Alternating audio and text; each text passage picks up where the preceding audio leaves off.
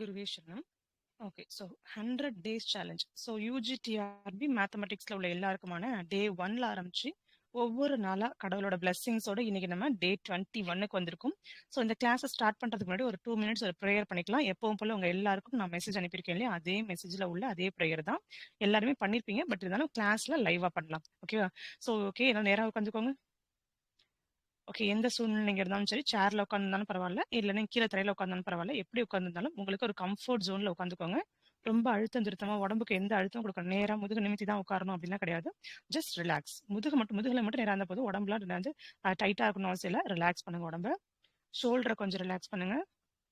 அப்படியே உங்களுடைய கழுத்து பகுதியை ரிலாக்ஸ் பண்ணுங்க. ரொம்ப ஸ்ட்ரைட்டா கழுத்து நேரா வச்சுக்கணும் அப்படிலாம் இல்லை கிடையாது. ஓகேவா? முதுகெலும்பு மட்டும்தான் நேரா இருக்கணும். நீங்க சேர் உட்காந்துங்கன்னா காலை நீங்க தரையில படுற மாதிரி வைங்க. அதாவது யூனிவர்சிட்டிய பூமி தாயோட பிளெஸிங்ஸ் வாங்கணும். இல்ல எனக்கு கால் கீழே வைக்க முடியல, சேர்ல வைக்க முடியும், கால் வலிதான், சேர்ல நீங்க மேல வச்சுக்கலாம். உங்களுக்கு கம்ஃபர்ட் ஜோன்ல காலை வச்சுக்கோங்க. ஓகேவா? உங்களோட கை அப்படிங்கிறது கடவுளை பார்த்துருக்கட்டும். அதாவது 2 கையையும் கோத்துக்கிட்டு, உங்களுடைய 2 கையும் கோத்ததுக்கு அப்புறமா அந்த கை இருக்கு இல்லையா, அந்த பகுதி வந்து வானத்தை பார்க்கணும். கடவுள் கொடுக்க போற பிளெஸிங்ஸை நீங்க வாங்குறதுக்கு ரிசீவ் ஆகுற மாதிரி. ஓகேவா? Close your eyes. Take a long breath. நல்ல மூச்சு உள்ள இழுத்து வாய் வழியா வெளில விடுங்க. ஒவ்வொரு முறை வெளில இருக்கும் போதும், வெளில விடும் போதும் நிறைய பயம் இருக்கு எனக்கு இந்த எக்ஸாம் பத்தி. இல்ல நிறைய படிக்கணுங்கிற ஆர்வம் இருக்கு. அளவுக்கு அதிகமான ஆர்வத்தில் நான் என்னென்னமோ பண்ணிட்டு இருக்கேன். ஸோ உங்களுடைய எல்லா விதமான பயம், கவலை, சோர்வு எல்லாத்தையும் வாய் வழியா மூச்சு காத்து உள்ள வெளியிடுங்க. நல்லா மூச்சு உள்ள இழுத்து வாய் வழியா வெளியிடுங்க.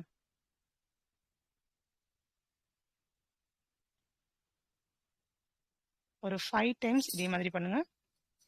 நல்ல மூச்சு உள்ள இழுத்துக்குங்க, வாய் வழியா வெளியிடுங்க.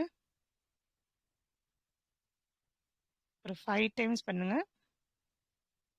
பண்ணதுக்கு அப்புறமா முடிஞ்சா 2 கையையும் நீங்க கைக்கு வந்து கும்பிடுற மாதிரி வச்சுக்கலாம். இல்லைன்னா இப்ப இருக்கிற மாதிரி சிம்பர்லயே வச்சுக்கலாம். ஸோ இப்ப கண்ணை மூடிட்டு இந்த நிமிஷம் உங்களை ஆசீர்வதிக்க நிறைய ஏஞ்சல்ஸ் உங்களை சுத்தி இருக்காங்க. எல்லாரும் தூங்கிட்டு இருக்க இந்த அழகான காலை பொழுதுல நம்ம என்ன பண்ணிட்டு இருக்கோம்னா முழிச்சு உட்கார்ந்துருக்கோம். நம்மளுடைய கனவுக்காக மட்டும் கிடையாது. எங்கேயோ ஒரு குழந்தை இருக்கு, நைட்டு தூங்கும்போது அவங்களுடைய வீட்டுல படுத்துக்கிட்டே இருக்கும்போதே அந்த குழந்தையால நிலாவை பார்க்க முடியுது. அப்படின்னா என்ன அர்த்தம்? அந்த குழந்தையோட தலைக்கு மேல உள்ள கூரையில ஆங்காங்கே ஓட்டை இருக்குன்னு அர்த்தம். அந்த ஓட்டையை அடைக்கிறதுக்கான வசதி கூட அவங்ககிட்ட இல்லை. ஆனா நடுராத்திரி அந்த நிலாவை பார்த்து என் வாழ்க்கையும் மாறும், நானும் ஒரு நாள் நிலாவுக்கு போவேன்னு கனவு கண்டுகிட்டு இருக்க ஒரு 5 வயசு குழந்தையோ இல்ல 8 வயசு குழந்தையோ அங்க இருக்கு. அந்த குழந்தைக்கு ஒரு பெரிய ட்ரீம் இருக்கு. ஆனா என்ன பண்ணணும்னு தெரியல, எப்படி பண்ணணும்னு தெரியல. ஆனா அதுகிட்ட ஒரு திறமை இருக்குன்னு அந்த நம்புது. அதுக்கு யாராவது ஒருத்தவங்க வழிகாட்ட மாட்டாங்களான்னு ஏங்கிக்கிட்டு அந்த குழந்தை ஒரு பாமரனுடைய வீட்டுல ஒரு குழந்தை தூங்கிட்டு இருக்கு. தூங்க முடியாம நைட் ராத்திரி ஃபுல்லா அந்த நிலாவை பார்த்துட்டு இருக்கு. அந்த குழந்தையோட வாழ்க்கையை மாத்துறதுக்காக தான் இன்னைக்கு நீங்க தூங்காம இருக்கீங்க.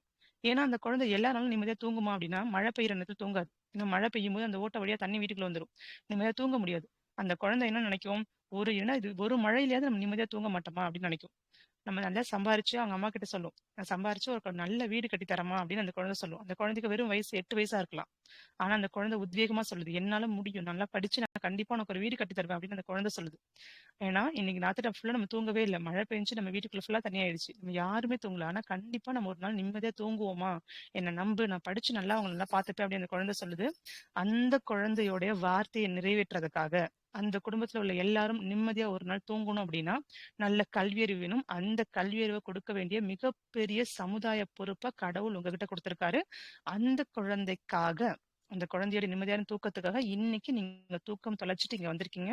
கண்டிப்பா உங்களுடைய கனவு அப்படிங்கிறது கடவுளால கண்டிப்பா ஆசீர்வதிக்கப்படும். உங்களுக்காக மட்டும் இல்ல, ஒரு சமூக பொறுப்பை எடுத்துக்கிட்டு ஒரு சர்வீஸ் நான் பண்ண போறேன், ஒரு குழந்தைக்கு நான் கல்வியை கொடுக்க போறேன், படிப்புனா என்னன்னே தெரியாத ஒரு குழந்தையா இருக்கலாம், படிப்பு கிடைச்சா என் வாழ்க்கை மாறும் கனவு கண்டுட்டு இருக்க ஒரு குழந்தையா இருக்கலாம். அந்த குழந்தைக்கு ஒழுக்கம், அதை தாண்டி தான் வாழ்க்கையில செய்ய வேண்டிய மிகப்பெரிய பொறுப்புகளை வந்து அந்த குழந்தைக்கு உணர வைக்கிறதுக்கான மிகப்பெரிய பொறுப்பு. அப்படி இருக்க நீங்க எப்படி இருக்கணும், எவ்வளவு பொறுப்பா இருக்கணும். அதுக்காக தான் இன்னைக்கு 4 மணிக்கு எழுந்து உட்கார்ந்துருக்கீங்க. சோ உங்களை கண்டிப்பா உங்களோட அப்பா கண்டிப்பா நீங்க ஒரு நாள் அப்படி நடத்தும் போது அந்த குழந்தை ஒரு குறிப்பிட்ட நாளுக்கு அப்புறம் நல்லா படிச்சு ஒரு நல்ல வீடு கட்டி அவங்க அம்மாக்கு கொடுக்கும்போது ஃபர்ஸ்ட் இன்விடேஷன் உங்களுக்கு வந்து கொடுக்குது. நீங்க அன்னைக்கு இல்லை அப்படின்னா நல்லா நான் படிச்சிருக்க மாட்டேன் அப்படின்னு உங்ககிட்ட வந்து இன்வைட் பண்றாங்க. அப்போ உங்க அப்பாவோட பிளெஸிங்ஸ் இருக்கும். உங்க அப்பா எவ்வளவு ஹாப்பியா இருப்பாங்க, உங்க அம்மா எவ்வளவு ஹாப்பியா இருப்பாங்க, உங்கள டீச் பண்ணி நீங்க டீச்சர் ஆகணும்னு ஆசைப்பட்ட ஒரு டீச்சர் இருப்பாங்கல்ல. ஏதோ ஒரு டீச்சர பார்த்தா நீங்க இன்ஸ்பயர் ஆயிருப்பீங்க. அந்த டீச்சர் எவ்வளவு பெருமைப்படுவாங்க. அந்த அழகான மொமெண்ட்லாம் வர்றதுக்காக இன்னைக்கு தூக்கத்த தொலைச்சிட்டு, கஷ்டமா இருந்தாலும் உடல் ஒத்துக்கல, குடும்பம் ஒத்துக்கல, நேரங்கள்ல மனசே ஒத்துக்கல. அப்படி இருந்தாலும் இறுக்கி புடிச்சிட்டு 1 நாள் 2 நாள் இல்ல, 21 நாள் இந்த பயணத்துக்கு வந்திருக்கீங்க. உங்கள பிளஸ் பண்றதுக்கு உங்கள சுத்தி உள்ள ஏஞ்சல்ஸா இருக்கிற உங்க அப்பா, உங்க அம்மா, உங்களுக்கு பாடம் சொல்லிக் கொடுத்த குருமார்கள், உங்களுக்கு எத்தனை குருமார்கள் பாடம் சொல்லிக் கொடுத்தாங்களோ நீங்க எல்கேஜில இருந்து இப்போ வரைக்கும், எல்லா விதமான டீச்சர்ஸ்ல உங்களுக்கு பிடிச்ச டீச்சர்ஸ் இருப்பாங்களே, அவங்க எல்லாரும் உங்களை பிளஸ் பண்றாங்க. அதை தாண்டி உங்களுடைய குலதெய்வம் அல்லது இஷ்ட தெய்வம் உங்களை பிளஸ் பண்றாங்க. தேங்க்யூ தேங்க்யூ தேங்க்யூன்னு சொல்லுங்க. இந்த அழகான பியூட்டிஃபுல் லைஃப், இவ்வளோ பெரிய சோஷியல் ரெஸ்பான்சிபிலிட்டி இருக்க அழகான லைஃப் உங்களுக்கு கொடுத்துருக்கா கடலுக்கு மனசார தேங்க்ஸ் சொல்லிக்கோங்க. இந்த லைஃப் இல்லை அப்படின்னா, இந்த பிஎட் இல்லை அப்படின்னா நீங்க இன்னைக்கு இங்க இல்லை. பிஎடும் இருக்கு. இன்னைக்கு அதுல இருந்து டெட் எக்ஸாமும் கிளியர் பண்ணிருக்கீங்க. கண்டிப்பா உங்களோட லைஃப் ரொம்ப ரொம்ப அழகா மாறப்போகுது. கண்ணை திறந்து 2 கையும் நல்லா வேகமா தேய்ச்சிட்டு அந்த ஹீட்டை கண்ணில் அப்படியே வைங்க. தேங்க் காட்னு ஒரு 3 டைம் சொல்லுங்க. கடவுளுக்கு நன்றின்னு சொல்லுங்க. ஓகே சொல்லிட்டு நேரா நிமிர்ந்து உட்காருங்க. இப்போ ரிலாக்ஸ் ரிலாக்ஸ் ரிலாக்ஸ். நார்மலா வாங்க, ரிலாக்ஸ். ஓகே, ஸோ இன்னைக்கு கிளாஸ்க்குள்ள நம்ம போறதுக்கு முன்னாடி கடவுளுக்கு நன்றி சொல்லியாச்சு. ரிலாக்ஸ் ஆயிக்கோங்க. தண்ணி குடிக்க வேண்டியவங்க தண்ணி குடிச்சுக்கோங்க. சரியா? ஓகே. ஸோ இந்த 2 மினிட்ஸ் ப்ரேயர் எதுக்காக அப்படின்னா, உங்களுடைய வார்ம் அப்காக. நீங்க காலையில எப்படி ப்ரேயர் பண்றது எனக்கு தெரியல, பட் இப்படிதான் ப்ரேயர் பண்ணணும். சரியா? ஓகே. ஸோ இது மாதிரி பண்ணிட்டு ஒரு 5 நிமிஷம் தண்ணி குடிச்சிட்டு, முடிஞ்சா 2 நிமிஷம் வாக் பண்ணிட்டு உட்காந்துக்கலாம். ஓகே, இப்போ நம்ம warm up class. Okay, so இப்போ கிளாஸ்க்குள்ள போக போறோம். ஸோ கிளாஸ்க்குள்ள போக போறோம் அப்படின்னா என்ன பண்ணுறோம்? ஃபர்ஸ்ட் நம்மளுடைய மேஜிக் புக் ஓப்பன் பண்ணணும். மேஜிக் ஃப்ரண்ட் பேஜ்ல யார் இருக்கா? நம்மளுடைய கோல் கார்டு, நம்மளுடைய கனவு பக்கம் இருக்கு இல்லையா, அந்த பக்கத்தை ஓப்பன் பண்ணுங்க. அந்த கோல் கார்டு இமேஜ் ஓப்பன் பண்ணுங்க. அது மேல கை வச்சு கண்டிப்பா இதுல எழுதுற ஒவ்வொரு வார்த்தைகளுக்கும் கண்டிப்பா நான் அடுத்த வருஷம் இந்த நாள் உயிர் கொடுப்பேன். கண்டிப்பா அடுத்த வருஷம் இந்த நாள் நான் ஏதோ ஒரு கவர்மெண்ட் ஸ்கூல்ல ஒரு பிடிஎஸ் ஸ்டூடெண்டா இருப்பேன் அப்படின்னு சொல்லிட்டு, இன்னைக்கு நடத்த போற டாபிக் இருக்குல்ல, அது எழுதுறதுக்காக மேஜிக் புக்ல ஒரு பேஜ் எடுத்துட்டீங்கன்னா எடுங்க. அந்த பேஜ் எடுங்க. அதுல லெஃப்ட் சைட்ல டேட் போட்டுக்கோங்க. ரைட் சைட்ல ஒரு ட்ரையாங்கிள் போட்டு அந்த இடத்துல ட்ரையாங்கிள்குள்ள நீங்க என்ன பண்ணணும்? உங்களுடைய தமிழ் கையெழுத்த போடணும். அந்த ட்ரையாங்கிள் வரையும் போது என்ன நினைச்சு வரையணும்? என்ன வேணும்? பிடிஎஸ் ஸ்டூடெண்டா ஆகணும். எதுக்கு வேணும்? எனக்குன்னு ஒரு சுய அடையாளம் வேணும். கல்வியறிவுக்காக எங்க குழந்தைக்கு பாடம் சொல்லி கொடுக்கணும். ஓகேவா? அண்ட் தென் மேல கடவுள் கண்டிப்பா எனக்கு கொடுப்பாரு. ஏன்னா நான் அதுக்கு ஹார்ட் ஒர்க் போடுறேன். கண்டிப்பா என்ன நேசிக்கிற கடவுள் என்னை இந்த இடத்துக்கு கொண்டு வந்திருக்காரு அப்படின்னா, என்னை வெற்றி கூட்டு போறது தான் என்னை இங்க கொண்டு வந்திருக்காரு. அதனால மனசார தேங்க்ஸ் சொல்லிட்டு உள்ள என்ன பண்ணணும்? அங்க தமிழ்ல கையெழுத்து போடணும். Thank God and thank God. Thank you so much. ஓகேவா? ப்ரேயரை வந்து உங்க ரிலாக்ஸ் மோடு கொண்டு வந்தாச்சு. ஓகே, இப்போ நம்ம கிளாஸ்க்குள்ள போலாமா? ஸோ இன்னைக்கு நம்ம பார்க்க போறது என்னன்னா யூனிட் 3. அதாவது நம்ம யூனிட் 1 முடிச்சிட்டோம், யூனிட் 2 முடிச்சிட்டோம். இப்போ நம்ம எங்க வந்துட்டோம்? யூனிட் 3க்கு வந்துட்டோம். அப்ப யூனிட் 3னா இப்ப நேத்து சொன்னீங்க இல்லையா, எம்சி கொஸ்டின்ஸ் எனக்கு கொடுத்தீங்க. தியரி ஆஃப் ஈக்குவேஷன்ல எனக்கு எல்லா கான்செப்ட் புரிஞ்ச மாதிரி இருந்தது. எனக்கு எல்லா யூனிட்லயுமே எம்சி கொஸ்டின்ஸ் கொடுங்க அப்படின்னு சொல்லியிருந்தீங்க. கண்டிப்பா நம்மளுடைய மொபைல் ஆப் லான்ச் பண்ணும்போது செப்டம்பர் 1 இதே மாதிரி ப்ரிப்பேர் பண்ணிருக்கேன். ஆக்சுவலா என்ன யூனிட் வைஸ்ல அது இருக்காது. நான் என்ன சொல்லியிருக்கேன், எந்த ஒரு யூனிட்டையும் பார்க்கும்போது பெருசா தெரியும். நம்ம பிஎஸ்சி மேத்தமெட்டிக்ஸ்ல என்ன பண்ணிருப்போம்? அல்ஜிப்ரா படிச்சிருப்போம். அல்ஜிப்ரான்னு ஒரு யூனிட் சொல்லுவோம். ஆனா அதை புரியறதுக்கு என்ன பண்ணுவோம்? 5 யூனிட்டா பிரிச்சிருப்பாங்க. ஃபர்ஸ்ட் சிஏ எக்ஸாம்ல முதல் 2 யூனிட் தான் எழுதிருப்பீங்க. அடுத்து செகண்ட் சிஏ எக்ஸாம்ல அடுத்த 2 எக்ஸாம் எழுதிருப்பீங்க. மாடல் எக்ஸாம்னு ஒன்று ஃபுல்லா எழுதிருப்பீங்க. அதே மாதிரி ஒரு பெரிய போர்ஷனை படிக்கிறதுக்கு நம்ம என்ன பண்ணுவோம்? குட்டி குட்டி பீஸா படிச்சு நம்ம டெஸ்ட் எழுதணும் இல்லையா? அப்போ இங்க நமக்கு ஒரு யூனிட் மட்டுமா இருக்கு. இந்த ஃபார் எக்ஸாம்பிள் 3rd யூனிட் எடுத்துட்டா ஓடி இருக்கு, பிடி இருக்கு, சம்திங் எக்ஸ்ட்ரா கண்டென்ட்லாம் இருக்கு. அப்படிங்கிறப்போ அந்த பர்டிகுலரா அந்த ஒரு யூனிட்டுக்கு மட்டும் ஒரு டெஸ்ட் வைக்கிறதுலாம் பெரியதே கிடையாது. அதை நீங்க சின்ன சின்ன பீஸா பிரிச்சு நான் என்ன சொல்லியிருக்கேன், பீஸ் வைஸ் சிலபஸ். எப்போ நார்மல் சிலபஸை நீங்க எப்ப பீஸ் வைஸா நீங்க பிரிக்கிறீங்களோ அப்பதான் நீங்க ஹீரோ ஆக முடியும். அப்ப மொத்த சிலபஸை நீங்க பிரிக்கணும். அப்ப 3rd யூனிட்ல என்ன இருக்காங்க? ஓடி இருக்காங்க. ஓகே, ஓடி இருக்காங்க ஃபர்ஸ்ட். அடுத்து 2வது பிடி இருக்காங்க. ஓகே, ஓடி நான் என்ன பண்றேன்? ஓடியே சின்னதா பிரிங்க. ஓடியில என்னென்ன கண்டென்ட் இருக்கு? இப்போ ஃபார் எக்ஸாம்பிள் நேற்று நான் உங்களுக்கு சிலபஸ் கொடுத்துருப்பேன். நம்மளுடைய கம்யூனிட்டி பேஜ் நான் போஸ்ட் பண்ணிருப்பேன். நம்மளோட கம்யூனிட்டி பேஜ்ல நான் உங்களுக்கு நைட் ஷேர் பண்ணிருப்பேன்னு நினைக்கிறேன் சிலபஸ். இதுல பாத்தீங்கன்னா ஓடி இருக்கும். ஸோ ஓடின்னு பார்த்தா இப்போ ஓடி இருக்கு, பிடி இருக்கு, லாப்லாஸும் இருக்கு இந்த யூனிட்ல. அப்போ 3 யூஜில படிச்ச பிஎஸ்சி மேத்தமெட்டிக்ஸ்ல படிச்ச 3 யூனிட் வந்து இதுல இருக்கு. அப்படிங்கிறப்ப எப்படி இருக்கணும்? ஃபர்ஸ்ட் யாரை சூஸ் பண்ணிக்கணும்? ஓடியும் சூஸ் பண்ணிக்கணும். ஓடியும் பிடியும் ஒரே மாதிரி இருப்பாங்க. ஆனா கொஞ்சம் கொஞ்சம் வித்தியாசமா. ஒரே வீட்டுல பிறந்த குழந்தை தான். பட் சில நேச்சர்ஸ் ஒரே மாதிரி இருப்பாங்க, சில நேச்சர்ஸ் கொஞ்சம் வித்தியாசப்படுவாங்க இல்லையா? அதே மாதிரி தான் ஓடியும் பிடியும். அப்போ ஓடி வந்து பிரச்சனையே பண்ணாத ஒரு வீட்டுல சமத்து குழந்தை இருக்குன்னா அது ஓடி.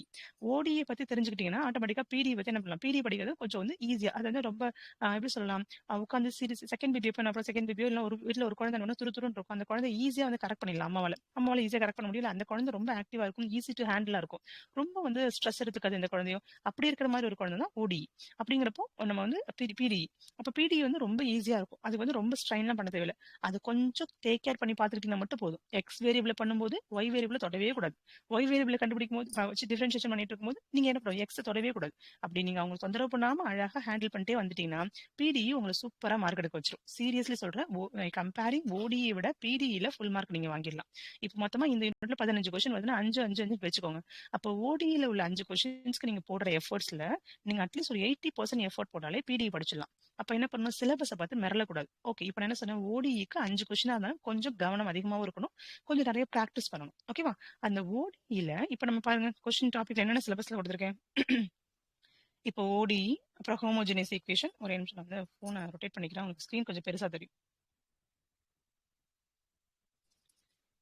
இப்ப பாருங்க, இப்போ நம்மளுடைய சிலபஸ்ல ஓடி பாருங்க, ஓடியில எப்படி இருக்குன்னா, இது நான் எப்பவுமே சொல்றேன், யூஜில நான் கிளாஸஸ் இருக்கும்போதே நான் ஸ்டூடெண்ட்ஸ்க்கு சொல்ற ஒரு பெரிய விஷயம் என்ன அப்படின்னா, நீங்க நினைக்கலாம் நம்ம ஓடிஇ அப்படிங்கிறது ஏதோ ஒரு காலேஜ்ல இன்ட்ரடியூஸ் பண்ற ஒரு டாபிக். கண்டிப்பா கிடையவே கிடையாது. அந்த ஓடிஇ அப்படிங்கிற ஒரு டாபிக் என்ன இருக்கு அப்படின்னா, நமக்கு 12th ஸ்டாண்டர்ட்ல உள்ள சிலபஸ்ல ஃபுல்லா அந்த 12th ஸ்டாண்டர்ட்ல டிஃபரன்ஷியல் ஈக்குவேஷன் ஒரு ஈக்குவேஷன் இருக்கும், ஆர்டினரி டிஃபரன்ஷியல் ஈக்குவேஷன். அந்த யூனிட்ல இல்ல கொஸ்டின்ஸ் எல்லாமே நமக்கு எது வரைக்கும் கவர் ஆகுதுன்னா ஹோமோஜினியஸ் ஈக்குவேஷன் வரைக்கும் யூஸ் ஆகும்.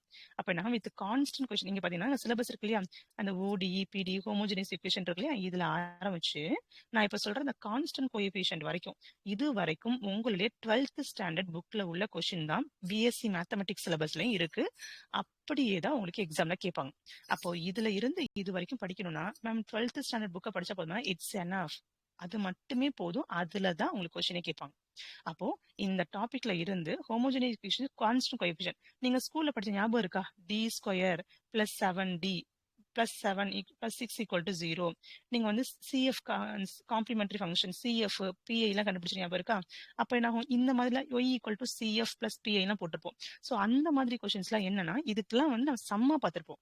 அந்த சம்முக்கு ஏதாவது பேர் இருக்கான்னு பார்க்க போறோம், அவ்வளவுதான். இதுக்கு என்ன பேர் அப்படின்னா, வித் கான்ஸ்டன்ட் கோஎஃபிஷியன்ட் இருக்குது, homogeneous equation with constant coefficient. இது வரைக்கும் 12th ஸ்டாண்டர்ட் நம்ம என்ன பண்ணுவோம், கொஸ்டினை பார்ப்போம், ஆன்சர் படிப்போம். பட் இப்போ நீங்க யூஜிடிஆர்பி போறீங்க. நேற்று ஒரு சர்க்குலர் பாத்தீங்களா, எல்லாருமே வந்து பார்த்திருப்பீங்க. சப்போஸ் பார்க்காதவங்களுக்கு சொல்றேன், ஆக்சுவலா இந்த கவர்மெண்ட்ல இருந்து ஒரு சின்ன சர்க்குலர் வந்திருக்கு. என்ன அப்படின்னா, இப்ப டிஆர்பி நடக்க போகுது, எக்ஸாம்ஸ் அப்கமிங் எக்ஸாம்ஸ் அனௌன்ஸ் பண்ண போறோம். அதனால கொஸ்டின் பேப்பர் செட்டருக்கான ட்ரைனிங் கொடுக்குறாங்க. அந்த ட்ரைனிங் கொடுக்க போறாங்க. அதாவது கொஸ்டின் பேப்பர் செட் பண்றாங்க இல்லையா, அவங்களுக்கு ஏன்னா நிறைய டைம் பாத்தீங்கன்னா கொஸ்டின் பேப்பர் ரொம்ப ராங் மீன்ஸ் என்ன, 4 ஆன்சருக்கு சம்மந்தமே இல்லாம இருக்கும், ஏன்னா சிலபஸுக்கே சம்மந்தம் இல்லாம கேள்வி கேட்பாங்க, என்னென்னமோ இருக்கும். அந்த எக்ஸாம்ல செலக்ட் பண்ண போற கேண்டிடேட்டுக்கு என்ன குவாலிஃபிகேஷன் இருக்கணுமோ அதுக்கு சம்மந்தமே இல்லாத கேள்விகள்லாம் இருக்கும், அப்படிலாம் இருக்கும். அதனால இந்த டைம் என்ன பண்ணா அனலிட்டிக்கல் பேசிஸ்ல எடுக்க சொல்லிருக்காங்க. அதாவது பகுத்தறிஞ்சிடும். அதனால ஒரு கொஸ்டின் இருக்குன்னா அந்த கொஸ்டின் அப்படியே கேட்காதீங்க, அப்படியே கேட்காம அந்த கொஸ்டின் எப்படி அப்ளை பண்றதுன்னு அந்த டீச்சர்ஸ் கிட்ட கேள்வி கேளுங்க. அந்த டீச்சர்ஸ் அதுக்கு ஆன்சர் பண்றாங்கன்னா அவங்க தான் டீச்சர் ஆகிறதுக்கு எலிஜிபிள் பர்சன். படிச்சது அப்படியே மனப்பாடம் பண்ணி நீங்க வந்து அப்படியே வாந்தி எடுக்கிறவங்க எனக்கு வேண்டாம், அப்படியே டீச்சர்ஸ் எனக்கு வேண்டாம், குவாலிஃபைட் டீச்சர்ஸ் எனக்கு வேணும். அப்ப குவாலிஃபைட் டீச்சர்ஸ் உருவாக்கணும் என்ன பண்ணணும், குவாலிஃபைடான கொஸ்டின்ஸ் எனக்கு வேணும். அப்ப கொஸ்டின் செட்டரா இருக்கிற நீங்க அதுக்கு கவனமா இருக்கணும். உங்களுக்கு நாங்க 1 வீக் ட்ரைனிங் கொடுக்க போறோம் அப்படின்னு சொல்லிட்டு என்ன பண்றாங்கன்னா, ரிசர்ச் முடிச்சாங்க, பிஹெச்டி ரிசர்ச் முடிச்சிருப்பாங்க இல்லையா, எல்லா டிபார்ட்மெண்ட்லயும். இப்ப மேக்ஸ்னா மேக்ஸ்க்கு பிஹெச்டி முடிச்சிருப்பாங்க. சோ கொஸ்டின் பேப்பர் செட்டர் நிறைய இதுல இருப்பாங்க, அவங்களுக்கே ட்ரைனிங் கொடுக்குறாங்க. ஏற்கனவே நான் 30 வருஷம் 20 வருஷமா கொஸ்டின் செட்டரா இருக்கேன், எனக்கு இதுக்கு ட்ரைனிங் கேட்பாங்க இல்லையா, பரவாயில்ல ட்ரைனிங் எடுங்க.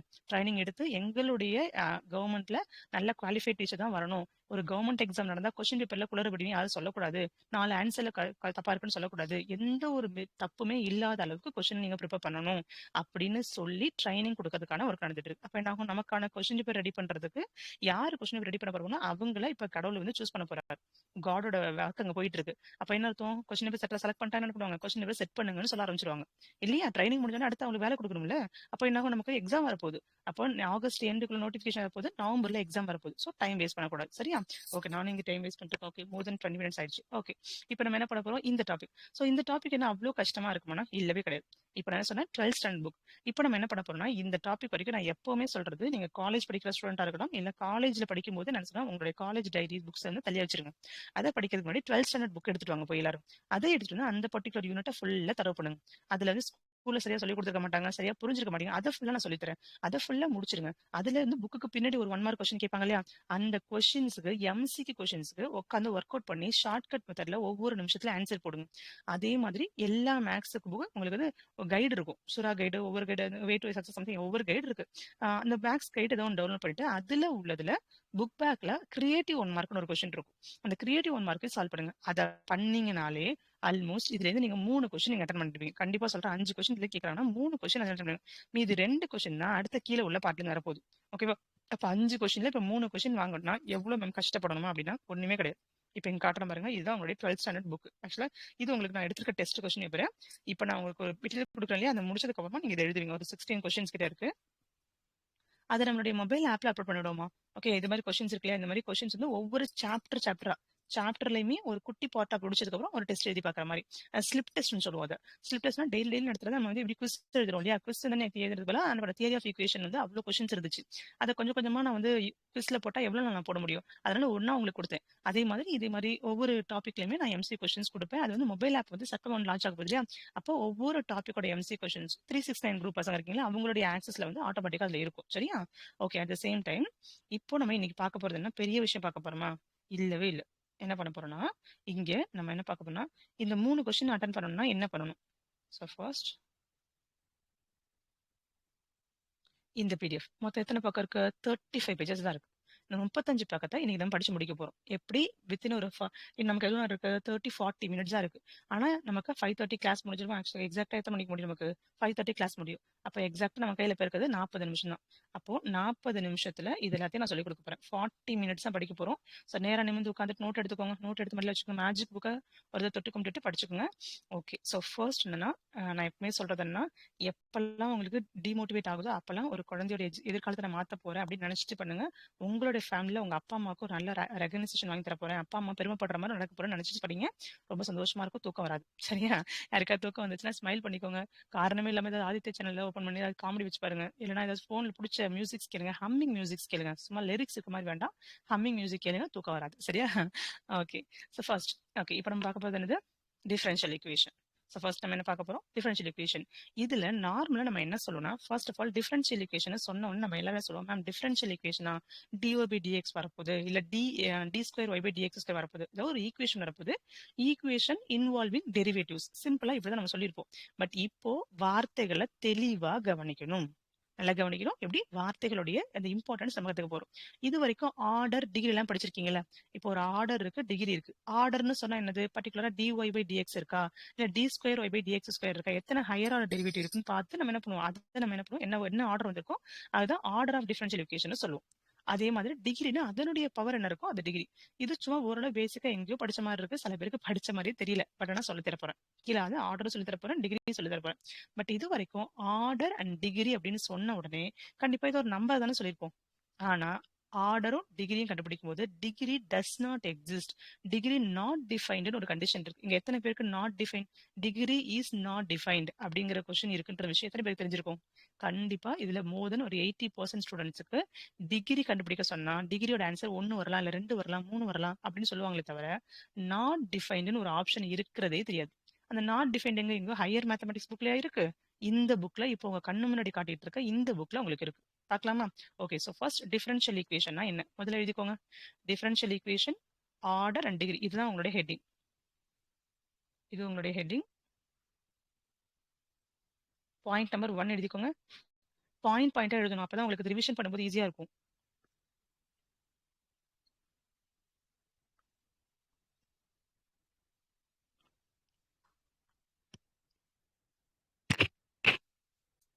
பாயிண்ட் நம்பர் 1 நான் என்ன சொல்றேன்னா 1 2 3 போட்டுங்க, அப்பதான் ரிவிஷன் பண்ண ஈஸியா இருக்கும்.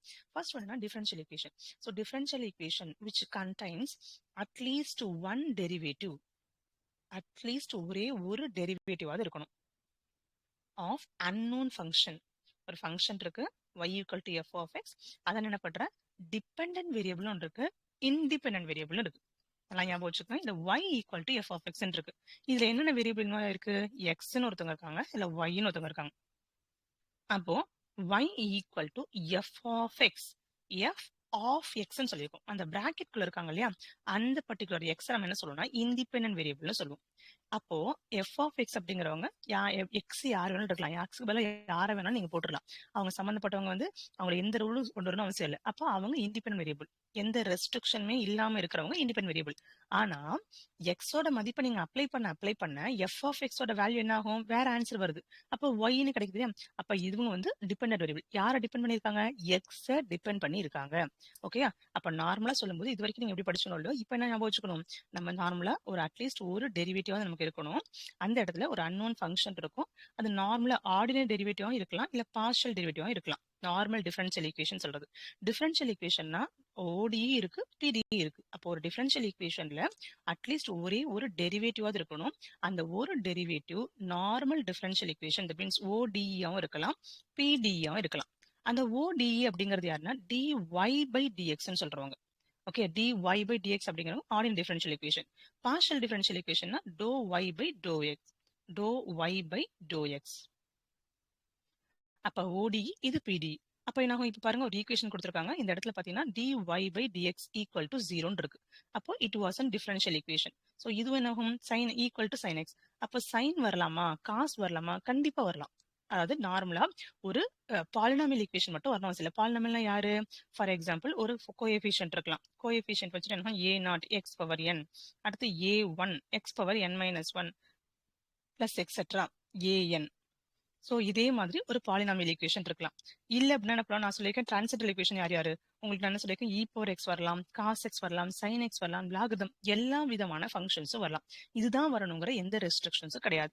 இப்ப பாத்தீங்க அப்படின்னா நிறைய எக்ஸாம்பிள் சொல்லி கொடுத்துருக்காங்க. இதை பாத்தீங்கன்னா பார்க்கும்போது தெரியும். இ பவர் எக்ஸ் இருக்கு, இ பவரோட பவர்ல டிஒய் பை டிஎக்ஸ் இருக்கு. இந்த கொஸ்டின் பாருங்க, 5th கொஸ்டின்.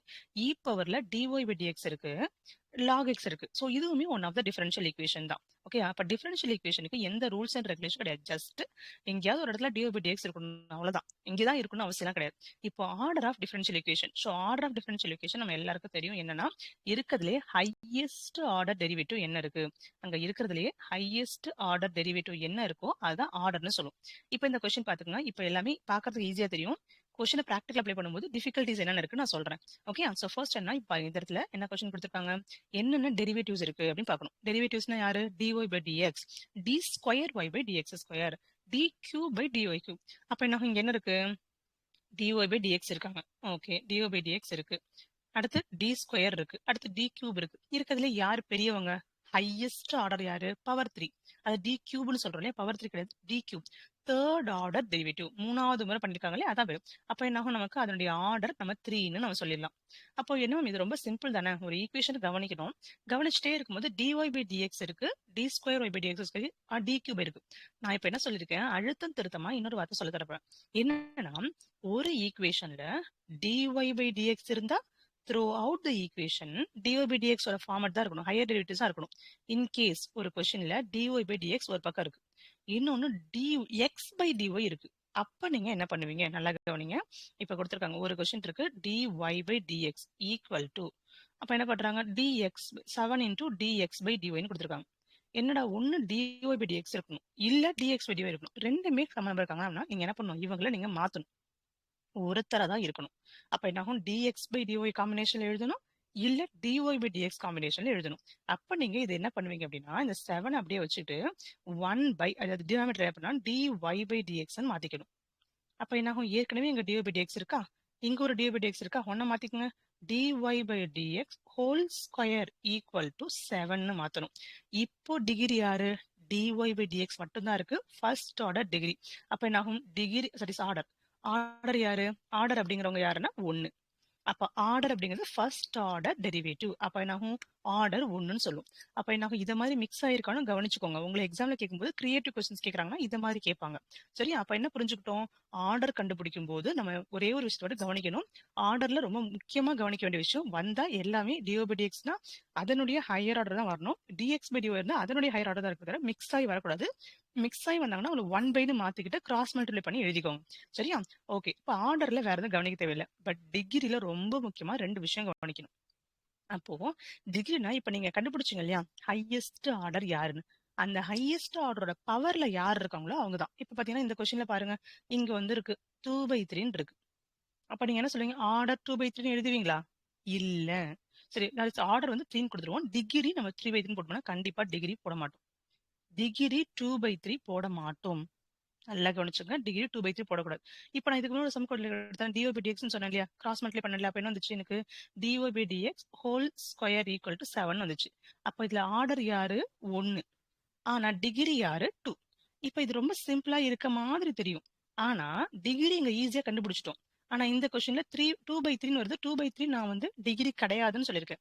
அப்போ என்ன ஆகும்? சம்டைம்ஸ் டிகிரி நாட் டிஃபைன்டுன்னு வரும்னு சொல்லியிருக்கேன்.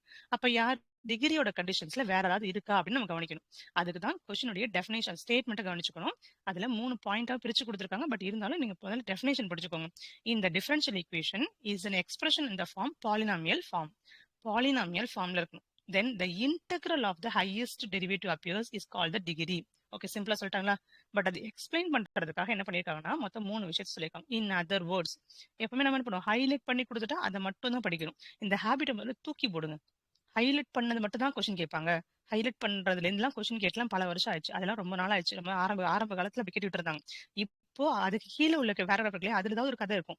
அந்த கதையில தான் இப்ப கேள்வி கேட்டுட்டு இருக்காங்க. அப்ப என்ன பண்ணுவோம்? ஹைலைட் பண்ணதுக்கு கீழே தான் பாயிண்ட் நமக்கு இருக்கு பாருங்க. இப்ப degree of equation. So degree of equation கண்டுபிடிக்கும் போது கீழே உள்ள விஷயத்தை ஞாபகம் வச்சுக்கோங்க. So all the derivatives in the equations are free from the fractional powers.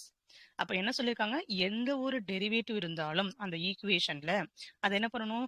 Fractional power இருந்துச்சு அப்படின்னா அதை முதல்ல ஃப்ரீ பண்ற வேலையை பாருங்க. எனக்கு டெரிவேட்டிவ்ஸ் வருது அப்படின்னா ஆல் ஆஃப் த டெரிவேட்டிவ், யாராவது ஒருத்தவங்க மட்டும் கிடையாது.